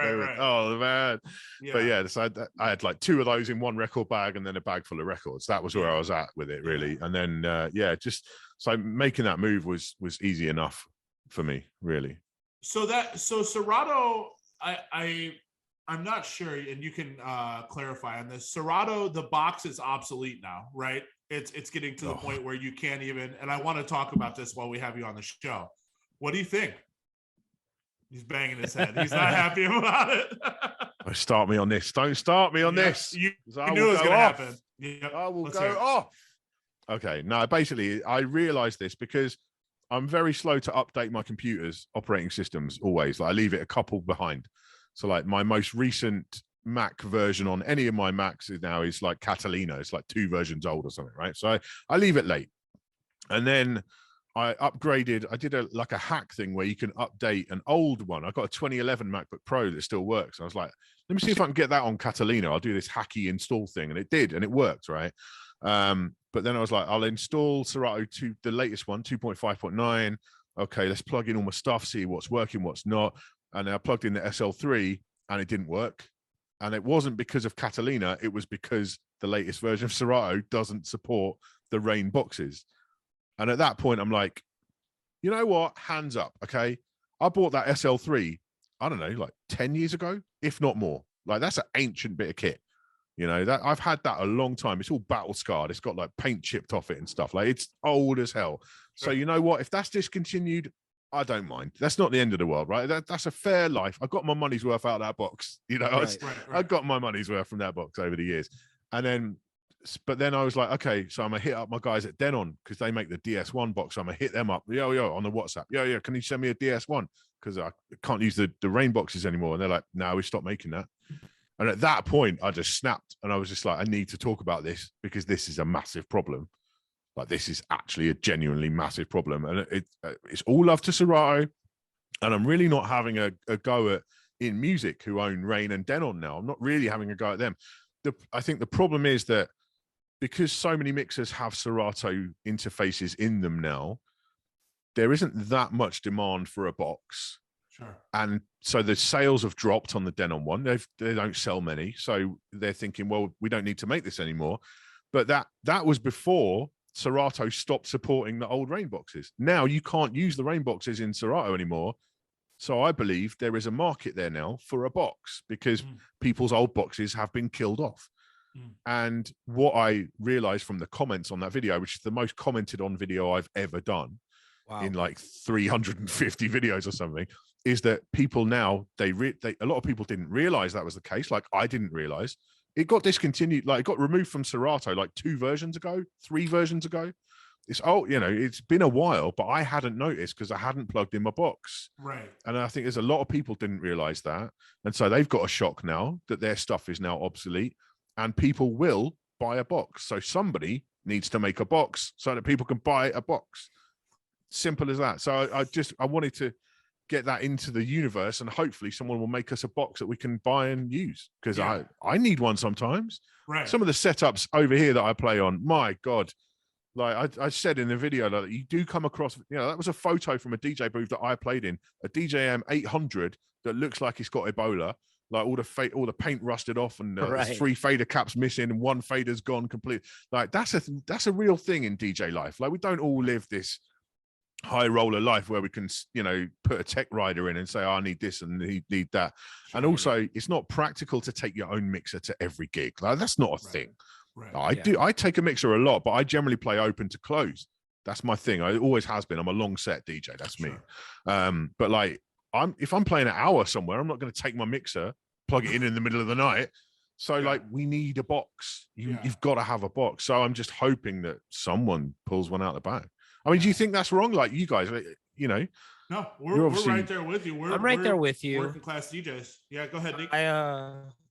I talked to a buddy about this because I was like, I feel like, honestly, I don't use a box, but there is one gig that I play at where they just don't have new gear. Like, they have 2 mixers and one's like you said, an 800 and one is a like the old Rain 60 something, well, like not in the pads, the buttons, the clicky buttons, and that one still works. The one after the 50s, like the 62. Yeah. So that one still works, but the 800, like, you had to use a box for it to work with Serato. And so now that the boxes are like discontinued, a lot of people are getting fucked up and they're trying to figure out what to do. I think they're just going to end up buying a controller at this point. And I think that's kind of going to be the answer for most like non-nightclub places is if you want a DJ, either they bring their own stuff or you just buy a controller that supports what most of your DJs are playing. I feel like a box now is kind of just like, I don't know, and maybe it's just because I don't play a lot of gigs that have have like ancient gear that's like so fucked up, like regularly, this is only one of my gigs that I do sometimes. I would use my box at home, and it's kind of like a one-time solution. I feel like if I was a company, I don't want to offer a one-time solution. I don't want to sell you a product that you buy once and you never, and now it just fixes all of your mixers. And I want you to buy something again. I want you to buy the S9, and then in 5 to 10 years, I want you to buy the S11. You know what I'm saying? I wanted to eventually get to a point where you have to upgrade. When you buy like a Serato box, there's no, especially if it has 2 outputs, there's no reason for you to ever upgrade, because you could use your mixer from the 90s and it works. You know what I mean? Right. You can use your Vestax mixers and they still hold up because you have this one product that you bought from me 10 years ago. Well, they kept improving it to what they thought was improving it to the SL4, which I think is an absolute piece of shit. And I traveled with the SL3 for. Is it the only Serato box with 2 outputs, or does the 3? SL4, you can do. The SL4 has 2, like you can use 2. It has 2. Yeah. But does the 3 have 2? No, the SL3's just got 3 channels. It only has 1 USB. Okay. Yeah. I have ran into so many problems with the SL4. Is it garbage? I've never. Yeah. So because by the time that thing was around, like Nexus 2 was out, so I was just using HID anyways. Yeah. They didn't know what the hell was going on. I was playing I had a residency at a club that had 2 SL4s stuck in the DJ booth, like glued down, like built in, like with like taped down basically. And I walked in there and I said, "What the fuck are you doing? Who came in here and was like, let's get 2 SL4s in here on a 900 Nexus, by the way, with 2 12s and then 2 2000s?" And I was like, "How many DJs are you going to put in this booth that you need 2 SL4s?" Like, right. Yeah. I liked the Denon one though because it's small. It's great. And I just threw it in my backpack, and it was cheap. Like, in case of a serious ass emergency, like I had at that one gig, I at least had my own to just rock with. I sold it because I never used it in a year, you know. But so I just got one. I got one off a buddy. Look, I got one off a buddy last week. After that I video, wish I still had it because I'm like scared. Up everybody, I know, yeah, because it does work. But like I'm playing with this rotary right now on Twitch, and I want to play with Serato, and I need a box because this hasn't got an audio interface in it. I've got to have a box. Right. It's just one of those, and I appreciate what you're saying about it's a one-time purchase and stuff, but you could say that really about any audio interface for your production or anything like that. You know what I mean? You have to build that into the price. You have to build in the fact that no one's going to replace it for a long time and make enough profit off the box in the first place, because it's just a box. There's not a lot of like work that you have to do. The people who have to do the work is Serato to incorporate it into the software. You don't have to do anything. You just make a box and say, "Here you go, Serato, put that in Serato," and probably pay them money, or but that has to be built in. That's why the rain boxes cost so much money back in the day, I think, because part of that was the Serato tax and all that kind of stuff. But like, there's a market for it, and I can't believe no one is fulfilling that need. Yeah, it's wild to me that the SL4. How much was the SL4? It was like retailed at like, I want to say it was like $1,000 or something like that, right? It was a lot of money, right? That's the one that I never owned one, but I heard lots of my tech support calls in the middle of the night where people going, "Yeah, this SL4 is not working." Like, I remember that very well. Right. It's like $1,000 to $1,200, something insane, and the Denon box was like $250. So it's like, I don't like, it's not advanced technology, and I don't know, maybe I'll bring it back now, knowing that they were the last. They're still compatible and they're the last. Yeah, I mean, you would know that more than I would, but that's just speculation. I mean, I've asked them. But you're right. I shouted at them. Yeah, there's certain gear that you just want to use digitally, like rotary mixers. Yeah, unless you're on an old Vestax from the 90s, or whatever. You want to use an old mixer. You want to use your old mixers. If you got like the ill Technics battle mixers, you want to be able to play them. Like, and now you're just limited to wax and CDJs. It kind of changes things. Yeah, no, I think it's fucked. It's totally fucked, because the amount of people that you see still on 2011 MacBooks, like DJs, it's a fucking workhorse. It's a tank. It's for bang for your buck. You can drop 400 and tune that thing up, and you could carry that for another decade. It needs to It be really 2012 seems- now. 2012 now. Yeah. That's 2012 the is cutoff kind now. of the cutoff. Yeah. Yeah, 2011's dead, 2012. but 2012. Because I was gonna Yeah. say Serato and Windows are, I mean not Windows, Mac is making a very strong effort. It seems like Serato's really like, yo, you guys got to move on. We got to update because DJs don't be updated. Right. like you said, you're running old Catalina. Like I know a lot of DJs that are working big jobs regularly who are just like, this works. I'm not updating. I'm not putting myself in a position to update and be fucked. You know what I mean? A lot of guys are like that. There's You're people one of still those on guys. Scratch Trav? Live. That's me. Dude, Yeah. we were That's just me. we were just talking with Teen Wolf. We played with him. He plays on Scratch Live still. Yeah. It just Yeah. works. Yeah. If it works for the gear you play on, I get it. But I'm one of the guys that's like always updating. We said Snake was still on Scratch Live. Snake obviously is Yeah. infamous for being like the last guy on Absolute Mode. Yeah. I don't know. It's I just just- wild to me, but they're making it so it's like you got to do it. And now we don't work with old operating systems. Now your Serato boxes don't work. Get new shit. I think I don't know. Is it a marketing thing? Is it just to like push new gear? It's consumerism. Like it's kind of taken like it's forcing people to buy, I think is what it is. No, but it is the way of, we're in computer land here, though. Do you know what I mean? That's where we're at now. And you don't, you can't buy a computer with Windows 7 on it today. You're not going to get support for your Windows 7 machine. Right. And I think DJs don't have this. They're so used to like their mixers that last a decade and their 1200s that last 30 years and stuff like those. We're not in that land anymore. We're in computer land, and stuff goes obsolete in computer land. That's just the way it is. And I think too many DJs are stuck in that older mentality. Like I understand not updating some stuff, but Scratch Live compared to Serato DJ Pro is hot garbage now. Serato DJ Pro is a far superior piece of software. The time stretching, the pitch and time is leagues ahead, of where it was. Absolutely. I mean, the effects, you could argue perhaps the Scratch Live effects were better, but like everything else about it, you've got more cue points, you've got more loops, you've got more ways of working with music, you've got more hardware that's compatible. Serato DJ Pro is a better bit of software than Scratch Live, no doubt about it. But I understand why DJs are scared because you get something that works, you don't want to mess with that. And I understand that. That's not me, obviously. It's the opposite. Right. I mean, Colin, how many times we have a DJ come in Motown Monday and we have to mess with their computer? It happened last night. Yeah. It happened last night. Almost every single Monday. We are running into more issues with the S11 than Yes. any other equipment I've seen. Yes. Hands down, point blank period, from me to you. Like, and there's dropouts. I don't even want to say the word dropout because I DJ so fucking much that's just like a scary word to say. And then people that their computer, you plug it in, they're just like, what the fuck? Granted, the guy last night was on a Hewlett Packard.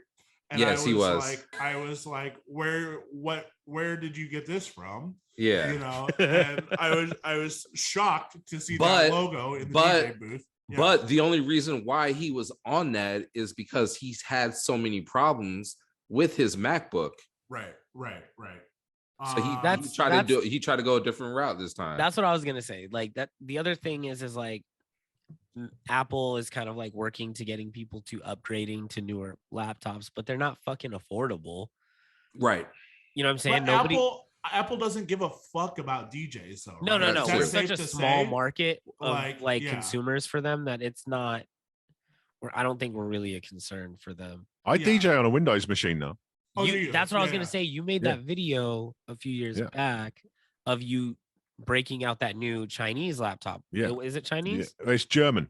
German. That's what it was. It's made in China like everything else. It's all manufactured. But it's German. I remember being like, oh my God, I can't wait for the follow-up to see how this goes because that might be my next machine. They sent me one and I used that for nearly a year. And then they sent me another one and I've used that now for over a year.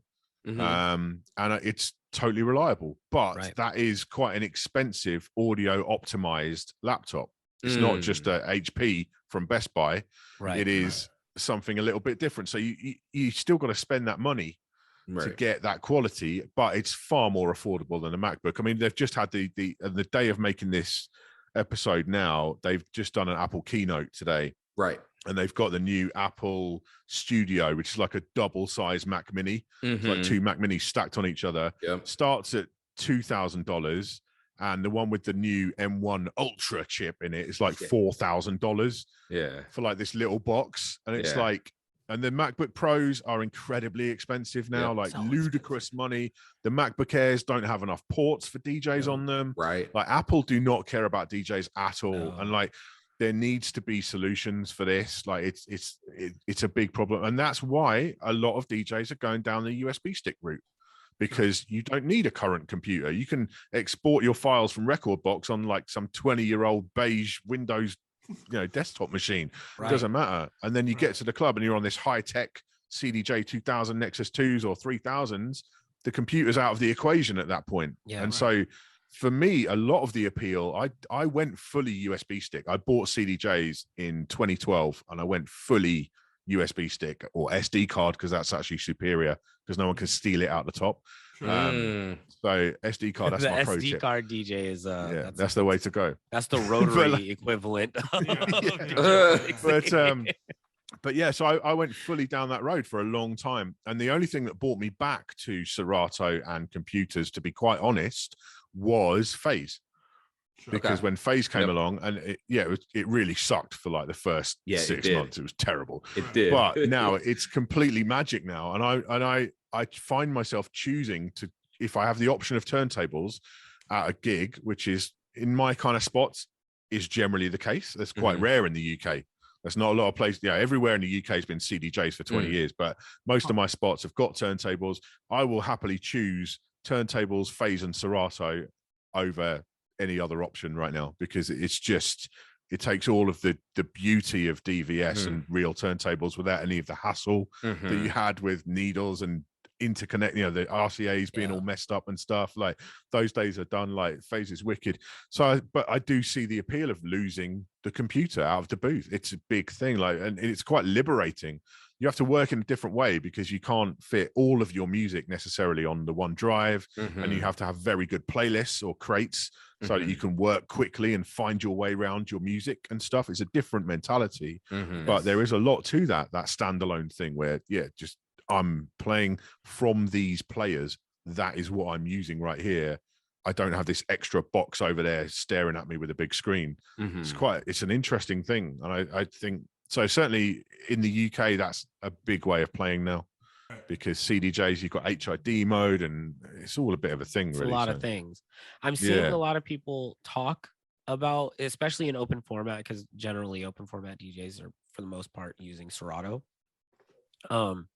Or just, the thing, there's two variables, is like a lot of these people who you do like performance stuff, like Zach or Spidertech, they use the Serato like options or things like tone play and options like that, but you can't really do that on sticks. You can't really do that using USBs and CDJs, so that part of the performance kind of goes away, where you have to use Serato, because those are like kind of internal functions.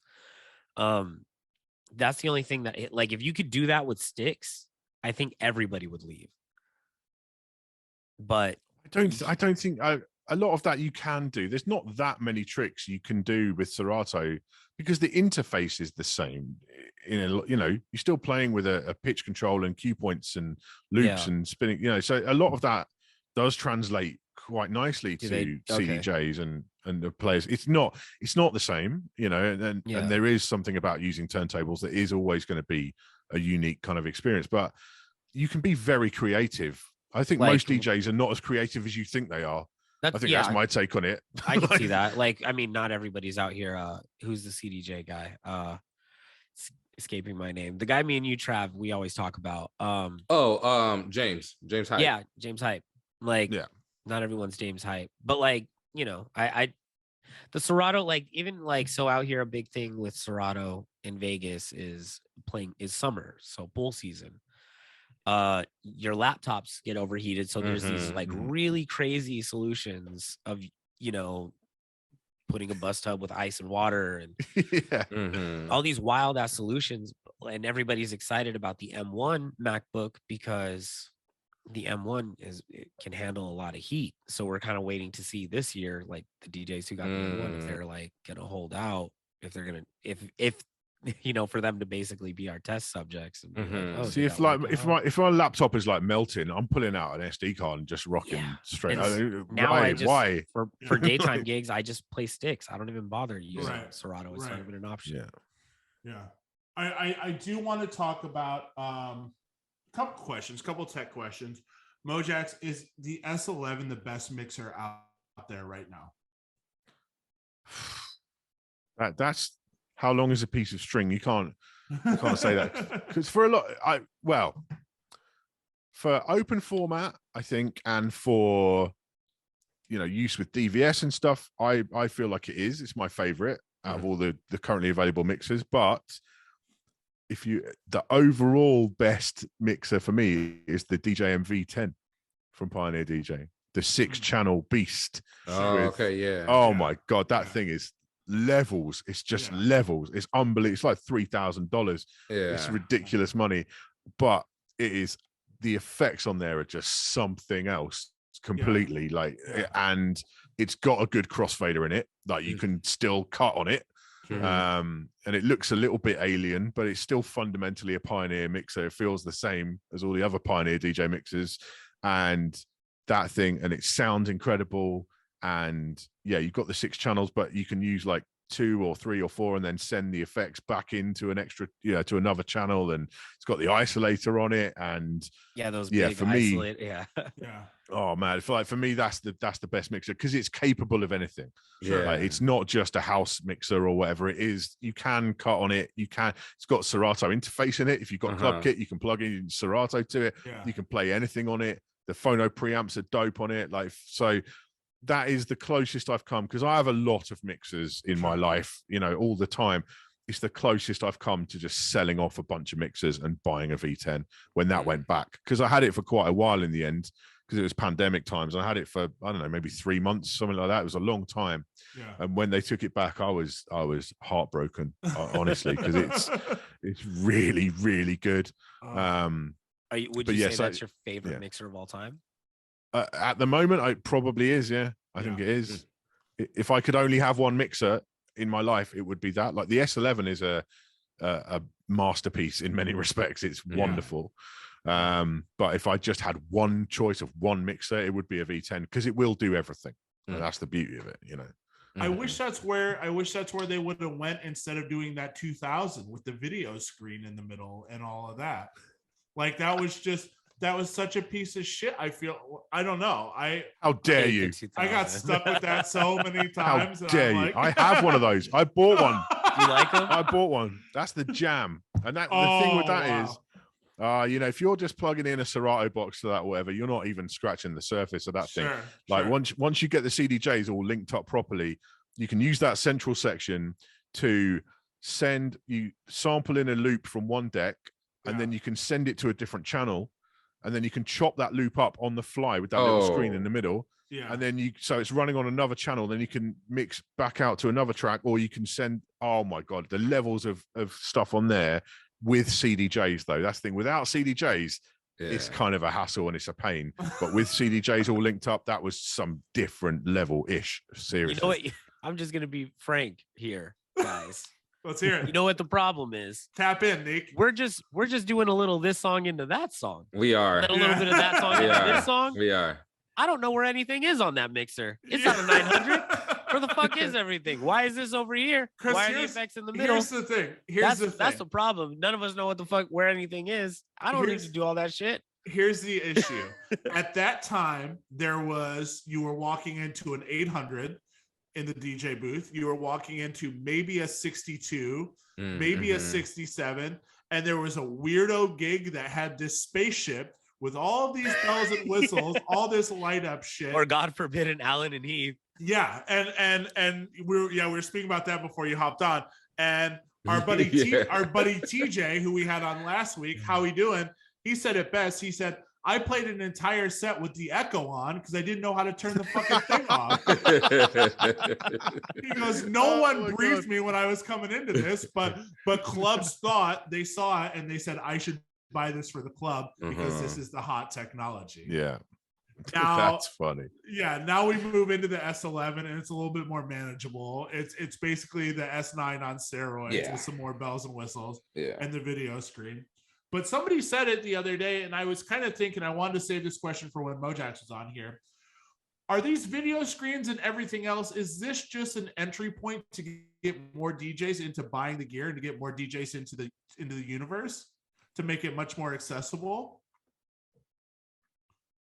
I don't think it is. I think it's what you want as a DJ, whatever kind of DJ you are, and whether you're a tone play person or a CDJ chopping up loops person, you want control. And what those screens offer is control. They don't, all your settings, like they're not buried in some like you have to twist this knob and hold this button and that button to do this thing. You can now go into the screen and adjust what you want and make it do what you want. And so I think that element of it, like the waveforms on this screen, I'm not that fussed about. Like when I'm playing with Serato, my eye just gets drawn to the Serato screen on my laptop, regardless. I try not to. I try and focus on the mixer, but ultimately I'm just looking at that because it's habits, isn't it? And so I don't really look at the waveforms on those screens, but the power of those screens is the amount of controls it opens up to you and that accessibility of it. So I'm still just as happy on an S9 in a lot of ways, but having that there, I just, the ability to customize your experience with a bit of hardware, and lots of DJs will never do that, but lots will. And they'll get the best out of their hardware by having that level of control. So I think it's a good thing. I just think it's an evolution of it, like anything else. More displays, the more accessibility, the better. Yeah, absolutely agree with that. Because for a while I was like, I feel like the waveform thing is silly, but you're right. That's not the end all say all of the functionality of it. It's having a menu to get into your deep settings, where like on the S9 and mixers of this generation, you kind of have to like do a contra code to adjust your tightness, or get on your laptop and go into the Pioneer settings to adjust things. Like this is just all on board, and that's kind of what you want in hardware and kit is like, I want. Have you ever tried to adjust settings on a 900? Oh God, nightmare. yeah. Like even just to do like a firmware update. Yeah. Like you have to put in a contra code and wrong button, start over. I have to control delete my you could brick your shit. You can brick it. My screen turns blue on the thing and now it doesn't work. Yeah. Hey Mojax, real quick. What is, for all the bedroom DJs out there, what's the best controller on the market right now? I was just gonna ask that. For a beginner? Sure. We could go beginner and give us a person for give us a three-tier one. Well, I think for a beginner, you want to go around kind of like the $150 to $200 mark, and you want to get like a new mark mix track, whatever they are now, the mix track something or other. There's two of them. They come with Serato DJ Lite, like the intro version of Serato. I think the most sensible choice at this time is probably a Serato controller of some sort, because that opens up the whole world of Serato to you. And like Traktor's kind of in a weird place right now. It's kind of been hanging on live support for a long time. Virtual DJ is great, but that's a very specific kind of mobile DJ kind of product. Unless you really want to be a mobile DJ, Serato record box is really dope as well. But like Serato, if you go to Serato and learn on that, you can move to record box later on. No problem. It's not a big thing to change over. So yeah, I think the new mark mix tracks, the new Pioneer, the Rev 1, the like $200 new Pioneer one that looks a bit like the Rev 7. It's got the pitch faders at the top. Like that's really dope, and they're all much of a muchness, to be quite honest. They're all quite similar to each other, and there's not a lot to call between them. I would say my recommendation would be a Serato controller, and you can get like those really compact ones, like this size. You can get those for like under $100, and they're great fun, and they're really good on a plane, for example, like really dope. Lots of my friends do edits and stuff while on planes doing that, or do like radio mixes and stuff. It's so they're great. But you'll feel a bit restricted on that compared to, you want a slightly bigger, decent jog wheel size little Serato controller, about $200. Pioneer, Reloop, new market, doesn't matter really. Right. Tongue-in-cheek question for the group. Do you always look at the guy who's playing on tractor like he's a weirdo? I hate showing up to the gig and the guy's got his own controller to plug in because he's on tractor. There was a time when you saw tractor a lot more. And, yeah, I don't ever see tractor. Some really good friends who I consider really good DJs were on tractor trying to talk me into it. Imagine. Just like the Denon crowd. Oh, Pioneer's nice, but these Denons over here, it's going to be the industry standard across the board. And I was like, I feel like they had a chance. I still feel like in the back of my mind, Denon has a chance. All they got to do is release a Serato box, and they're back. Right. Their kit is dope. It's just, and it's half the price. Stacking the tracks on one CDJ, fucking sick. Dope. That's so smart. Insanely cool. They offer cooler functionality. Yeah. It's all things that Pioneer is looking at, I'm sure. Mojax, I think you're muted. I was muted. Yeah. And spinning platters as well. Let's not forget. Spinning platters. Yes. Spinning platters on a media player. One or the other. Yeah. That's the jam. Like, absolutely. But I was a tractor user. Before I went to CDJs, I spent about 18 months using tractor exclusively because I wanted to, I saw Craze and A-Track. Crazy, using it at that point, and I bought the Z2 mixer, which is actually a super dope mixer. That's the one with like on the sides, right? Yeah, that's super. And I was like really inspired by seeing those two guys on that thing, and I was like, yeah, I want to try this out.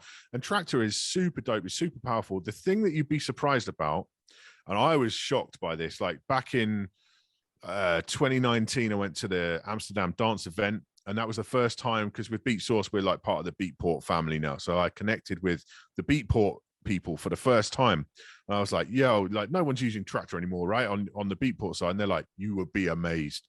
Like Beatport, tractor is still a massive thing in like the techno scene. And, that kind of scene is huge. Yeah. Absolutely huge still, even though it's kind of dead and like Native Instruments don't really make anything for it now. It's still huge because it is very powerful software. If you're into like layering up 4 decks and like doing all that kind of stuff together, or the remix decks and all that stuff they've got going on, it is a very powerful piece of software, and it still works today. It's still updated and everything else. It just doesn't have any hardware really. So yeah, I was all about tractor for a minute. The DVS is really good, and just the fact you could MIDI map any controller to it. Anything you like, you can MIDI map to that. And I was super into MIDI mapping for a while. I used to have an iPad with Lima on it. I used to take out to gigs, like I had like motion sensors going on and stuff, waving the iPad around, and all my custom layouts and all this, like MIDI fighters out the ass, like all of this kind of stuff. I was all about that for a little while, and so tractor was the natural home for that as well, But so yeah, you'd be surprised how popular tractor still is, even though in our world, this open format world that we kind of live in, it's nothing now. It's kind of dead. But there are still a lot of tractor users out there. There really are. Well, then, since you're on the show and we're probably going to get a lot of your listeners, I would just like to follow up with, that was a joke. You guys, anybody comes for me, I'm just being funny. If you like using tractor, hey guys, do your thing. I don't know shit about it. I'm just making jokes out here. Yeah, you guys are the Android users of the DJ world, but I'm just making a joke.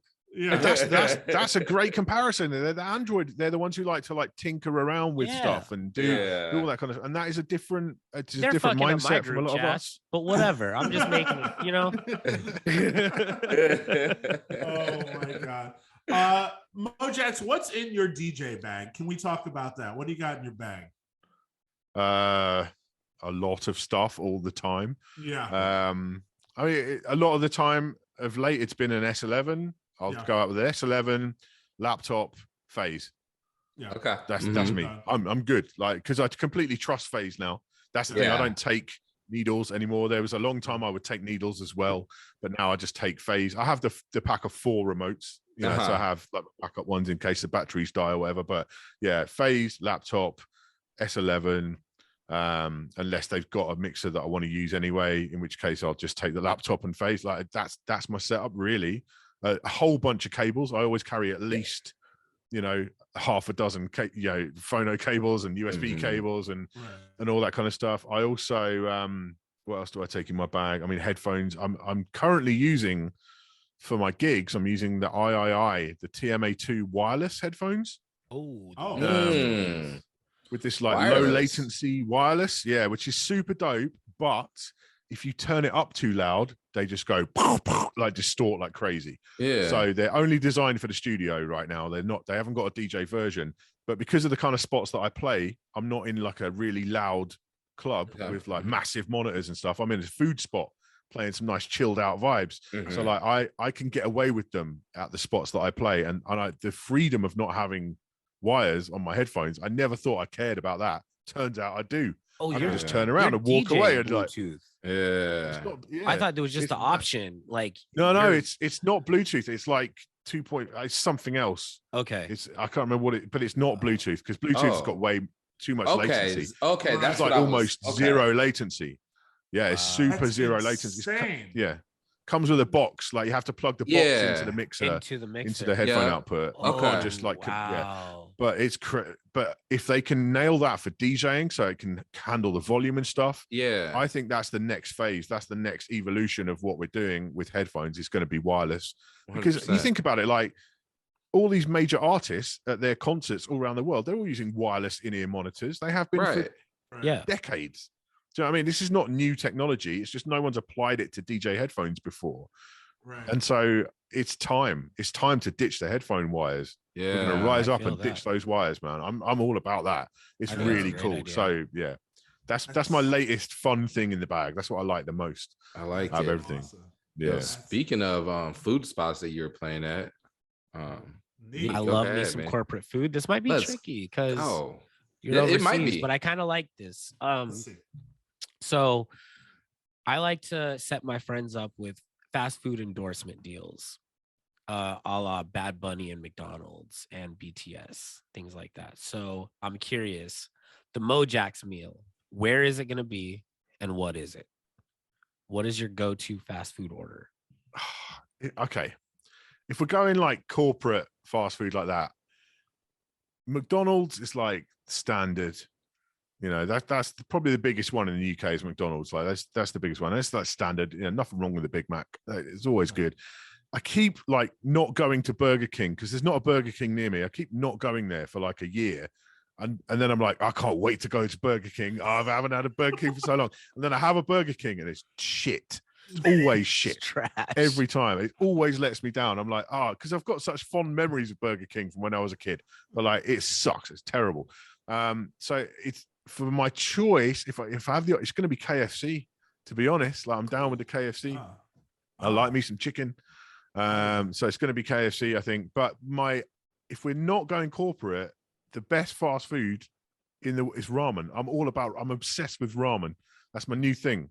Like I love to get me ramen. Wherever I go in the world traveling, I go and get ramen somewhere. There's always a dope little ramen spot somewhere, like tucked away on a side street, and I just get me some ramen. There's something about ramen. It's like the most kind of comforting bowl of food you'll ever have in your life. I think ramen's my jam. 100%.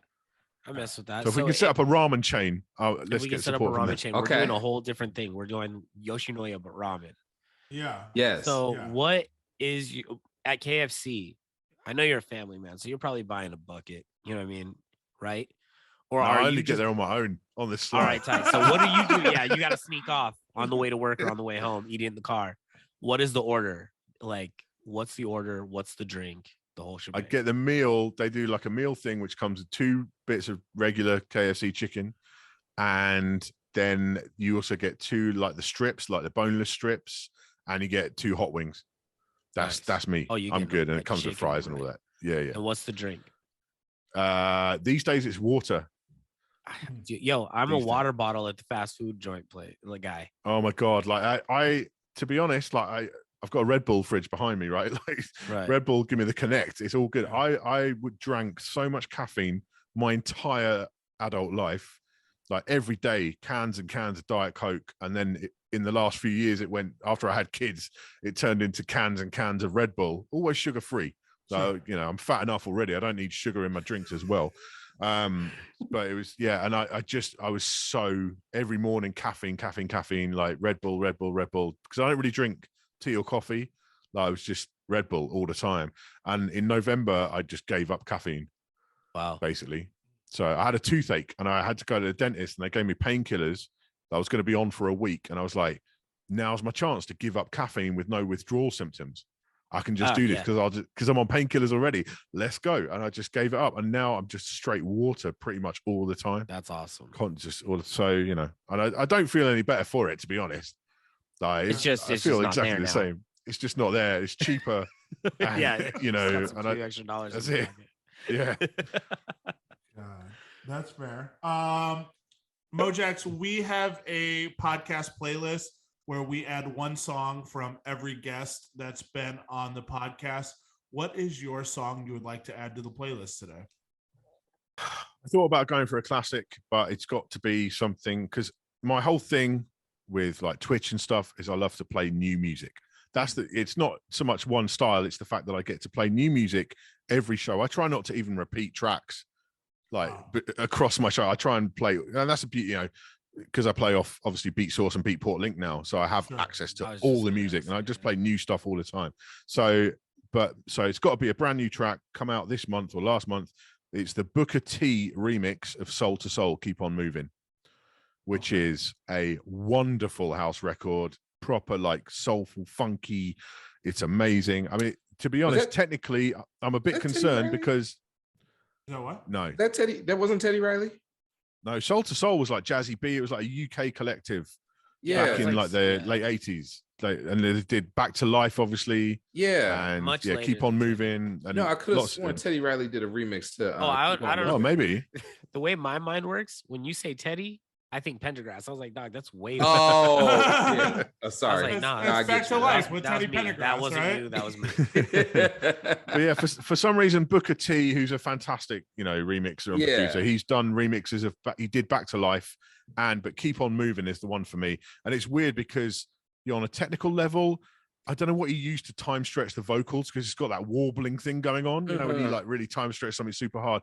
So it's like a bit weird from that respect. But overall, the track, the remix itself, absolutely, the original track, magic. The remix is magic. I want everyone to hear that because that's my favorite record of 2022 so far. 100%. Yeah. Got it. Strong review. And it's on Spotify. I checked. Yeah. He already did his research.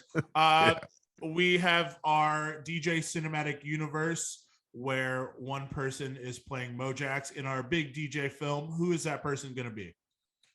Oh my God. See, I was waiting for this one. I have no answer for this. I've got no answer. Trav, you gotta set him up. You gotta set him. You gotta be the booking. You gotta be the casting agent here. Man, okay. Give him three choices. It's got to be realistic. It has to be a big guy, right? It can't be Steve Buscemi. Okay, you know what I'm saying? Denzel Washington. No, I was going Ricky Gervais for the first one. Okay. Oh yeah, okay. Yeah, maybe they'll just leave it there. That's fine. I'll take that. Okay. That works. That works. I was gonna say Chibati G too. Chibati G. Yo, you guys watch that? Do you guys watch? Yeah. Huge Why fans. The fuck have we not talked about this with Mojaxx? Oh my God. Yeah, it's been so long. Yeah. So good. I've watched every episode a dozen times. Yeah. I love it. It's have you seen the movie yet? Yeah, I mean, the movie I liked it. They had moments. It's okay. The movie was equivalent of Entourage, the movie. Yeah. It was one long. Just episode. A longer episode. Yeah. It's the standard sitcom thing. It's like, how do you make a movie? Let's take them on holiday somewhere. Let's take them on vacation somewhere different. That's what every comedy, sitcom movie does, and it's fine. It was okay, but the show itself. I mean, I love radio. I kind of grew up wanting to be a radio DJ and stuff, and I love that side of it. And obviously, the actual music, the UK garage stuff that was a really important part of my life too. So, but just the humor of it is just so on the nose, absolutely perfect in every way, and yeah, so authentic as well. Like those guys, like Chibati G is a dope rapper. Did you know that? Like, he was we all went down the rabbit hole. Yeah, we went down the rabbit hole. Colin, I didn't know he was a rapper. I didn't know you showed us that, Colin. No, he showed us the rap songs from all the other guys. Oh, okay. The dudes actually like pack out fucking shows. Yeah. Mm-hmm. Yeah. So like Grindr is real. Grindr. Yeah. Grindr. What's funny, because watching this show, it's kind of like us looking out the window, like looking from inside the house. Wait, for people that don't know what the fuck we're talking about, Yeah, the show's right. called People Just Do Nothing, which isn't on Netflix anymore. It's Oh, no it's longer not? on Netflix. No. Formerly on Netflix. Go pick up Plex and watch it on Plex. Yeah, Nice. go down the rabbit hole of that. Mojax, have you met any of those guys in person? No, I haven't. I have mutual friends. Like there's a Eddie from the Wide Boys over here. He's a UK garage act. He's actually done some of the background music, some of the non tracks that are in the background of the show, and so he knows them and stuff. But yeah, I've never met any of them. I wondered if you know this though. If you're down the rabbit hole, did you know that they were planning to do a US remake? Set in Vegas. Set in Vegas with EDM DJs. Yeah, I would have loved that. Yeah. Oh God, because that's what we've been saying. We're like, it's the DJ's The Office. Yeah. Oh my God! Like, Yeah. And so I would have loved a US remake. People Just Do Nothing US version. There's a guy who's found all of like the clips and the photos. It's a look at the cancelled American People Just Do Nothing remake. Oh and my its God, first I would result. have loved Just search that. for People Just Do Nothing USA version or US version, and it's a brilliant video. And it is so cringe. It is the worst like possible idea that they've ever had. It is dreadful, but like I think you guys would definitely appreciate like watching that video. Oh my God! Because I found it. I'm here, sending it to boys. Yeah. I would have loved to see that because just being here, there's a lot of it. So I would have loved to see just a hardcore cringy parody. Yeah, I'm sending it's it one to of those right just now. You couldn't get it more wrong if you tried. Do you know what I mean? It's not so like The was, Office. It wasn't like No, they made a pilot. There's a reason they never made the show. Trust me, it was just that bad. Yeah, they made a pilot. So it's not like cringy in a funny way. It's cringy and like this is just absolutely not on the mark. Yeah, they cannot make this. Yeah. Okay. All right. I would have loved a good version of that. I hope they revisit it.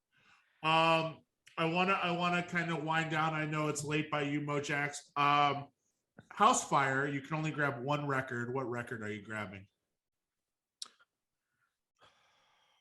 I'm grabbing that copy of "You Don't Know Me" by Armand van Helden. Let's go. That's getting brought. Let's go. I mean, to be honest, I wouldn't really care. I wouldn't really like, Yeah. Grab my laptop. Close your eyes and pick one. I'd get my laptop. I would get book my laptop. Of CDs. Book of CDs, maybe. Yeah, get a CD wallet. Like I'm not attached to vinyl in a kind of collector way. Vinyl for me is always because when I really started buying vinyl, I was already a DJ. Vinyl's a tool for me.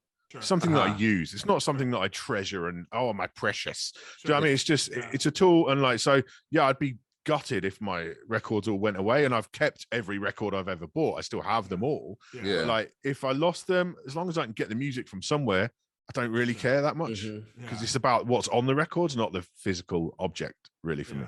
Yeah. Always. No, that's fair. That's fair. Let people know where they can find you on social media. I know you are prevalent on Twitch as well. Tell people where they can see you and what time you stream. It's Mojaxx everywhere, apart from on Twitch where it's Mojaxx DJ, because for some reason somebody had Mojaxx already. So Mojaxx DJ on Twitch. I stream every Wednesday night. It's 5 p.m. Eastern, 2 p.m. Pacific, 10 p.m. UK. And that's like my progressive house show called Progress, which is all brand new music released that week each time. So it's all brand new tracks. That's quite niche though, to be fair. For 2022, I've kind of switched it up, and every other show that I do, which it could be any time during the week, is going to be funky, disco, jacking, house. Sometimes soulful. Maybe on a Sunday it'll be like more soulful, but like in general, it's that kind of jacking house vibe, DJ Sneak kind of tip, but a bit more disco maybe.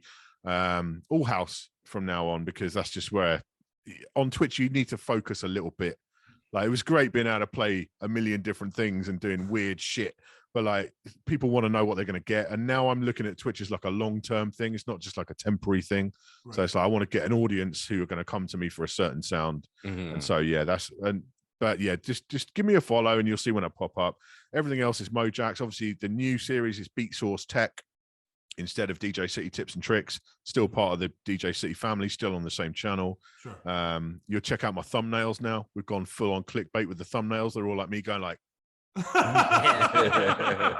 like it's just total. Like I've never done that. I've never had my face. One, right? That's the Serato box one. Like that. which is super cheesy, but it's the way of YouTube. You have to do it that way. It was Yeah. my idea. I'm not blaming anyone else. It was my idea, but that's the way it is. But yeah, I'm loving that series. It's just a little refresh in the branding and the style, and so I'm really enjoying that. And that's my main thing. And Instagram is my favorite social media. All other social media can burn in hell as far as I'm concerned. Facebook is the actual devil. But Instagram is just mostly like nice pictures of stuff. So I'm good with Instagram. And I just hit 25,000 followers on Instagram like yesterday. So that's fine. I've been on 24.8 for like 3 months. It's been killing me. No. So I finally hit 25K. So that's made me happy. So yeah, give me a follow on Instagram and Twitch, and everything else is just DJ City and B Source. All good. Hell yeah. Oh yeah. Mojax, you have made my professional DJ career so much easier. Yeah. Inadvertently. So thank and you more so expensive. damn much, dude. Yeah, sorry about that. And Also more expensive, but I won't fault you for that. That's just me being a consumer. Before we ride out, Mojax, we have a lot of young listeners, a lot of young bucks in the game. One piece of advice you'd like to share with them? I didn't think about this one. I haven't prepared for this. Just play for the crowd. Like, don't be precious. Don't be precious. Just play for the crowd. Play for the room. Make people happy, and that will make you happy. I promise.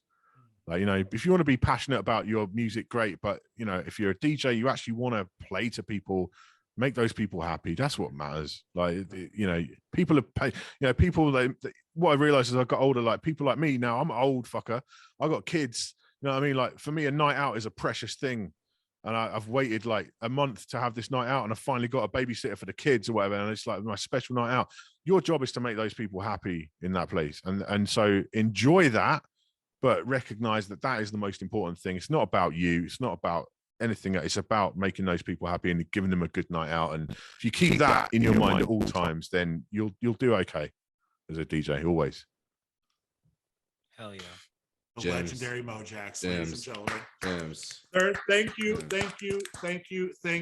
We have to have you back on. Absolutely incredible. Absolutely. I'm down for that. Thank you for having me. Really, really appreciate it. Thanks for being What an absolute honor, a treat. Everyone, please stay in touch with Mojax. Make sure if you are a DJ, go watch all of his videos. Just start from the beginning, work your way through, and see the evolution of the technology and see some of the issues you run into. A little bit of everything, really. Tips and tricks, man, from the man himself. What's it? The Beat Source Tech. The new Beat Source one Tech is the new one now. Tech. Yes. Yeah. Absolutely. It's in the same place. It's easier to find. Yeah. Sure. We thank you, man. We will be back next week with another surprise guest, a surprise to me as well, because I have a couple ideas who it's going to be, but we haven't booked it out right. Anything we need to cover before we roll out? Let me think here. Russell Wilson going to Denver. Gonna be a Denver Bronco. Aaron Rodgers is staying, and reports are they're gonna make him the highest paid NFL player ever. Yeah. Batman ruled. Batman, the Batman, amazing movie. Bobby Pattinson. Yeah, that's our guy, Bobby P. That's the guy, man. That's the guy. He little tip for anybody that needs to go see the movie. This movie is about Batman and not about Bruce Wayne. So don't be mad if you don't see a lot of Bruce Wayne and you actually see the character that this movie is about. All right. Cool. Yeah. That's shit, you guys. And all I got. To earmark on the end of that, when I was leaving Vegas, the Terminal 1 airport in Vegas has a Burger King, which I got an Impossible Whopper from there and landed and shit my pants out. So Also, a circle of life. Yeah, it's a real circle of life thing. And don't eat at the Terminal 1 Burger King in the Las Vegas airport. Even if you're eating an Impossible Whopper, like Burger King's bad enough. You don't need an airport. I was so excited. I was like Mojax. I was so excited to shake hands with the king, and the king shook hands with me. So there you go. On it might have been the onion rings, but on that note, right, let's go. We're gonna ride into pack the this sunset. up. Everyone stay Pack it safe. up. We'll see you next week.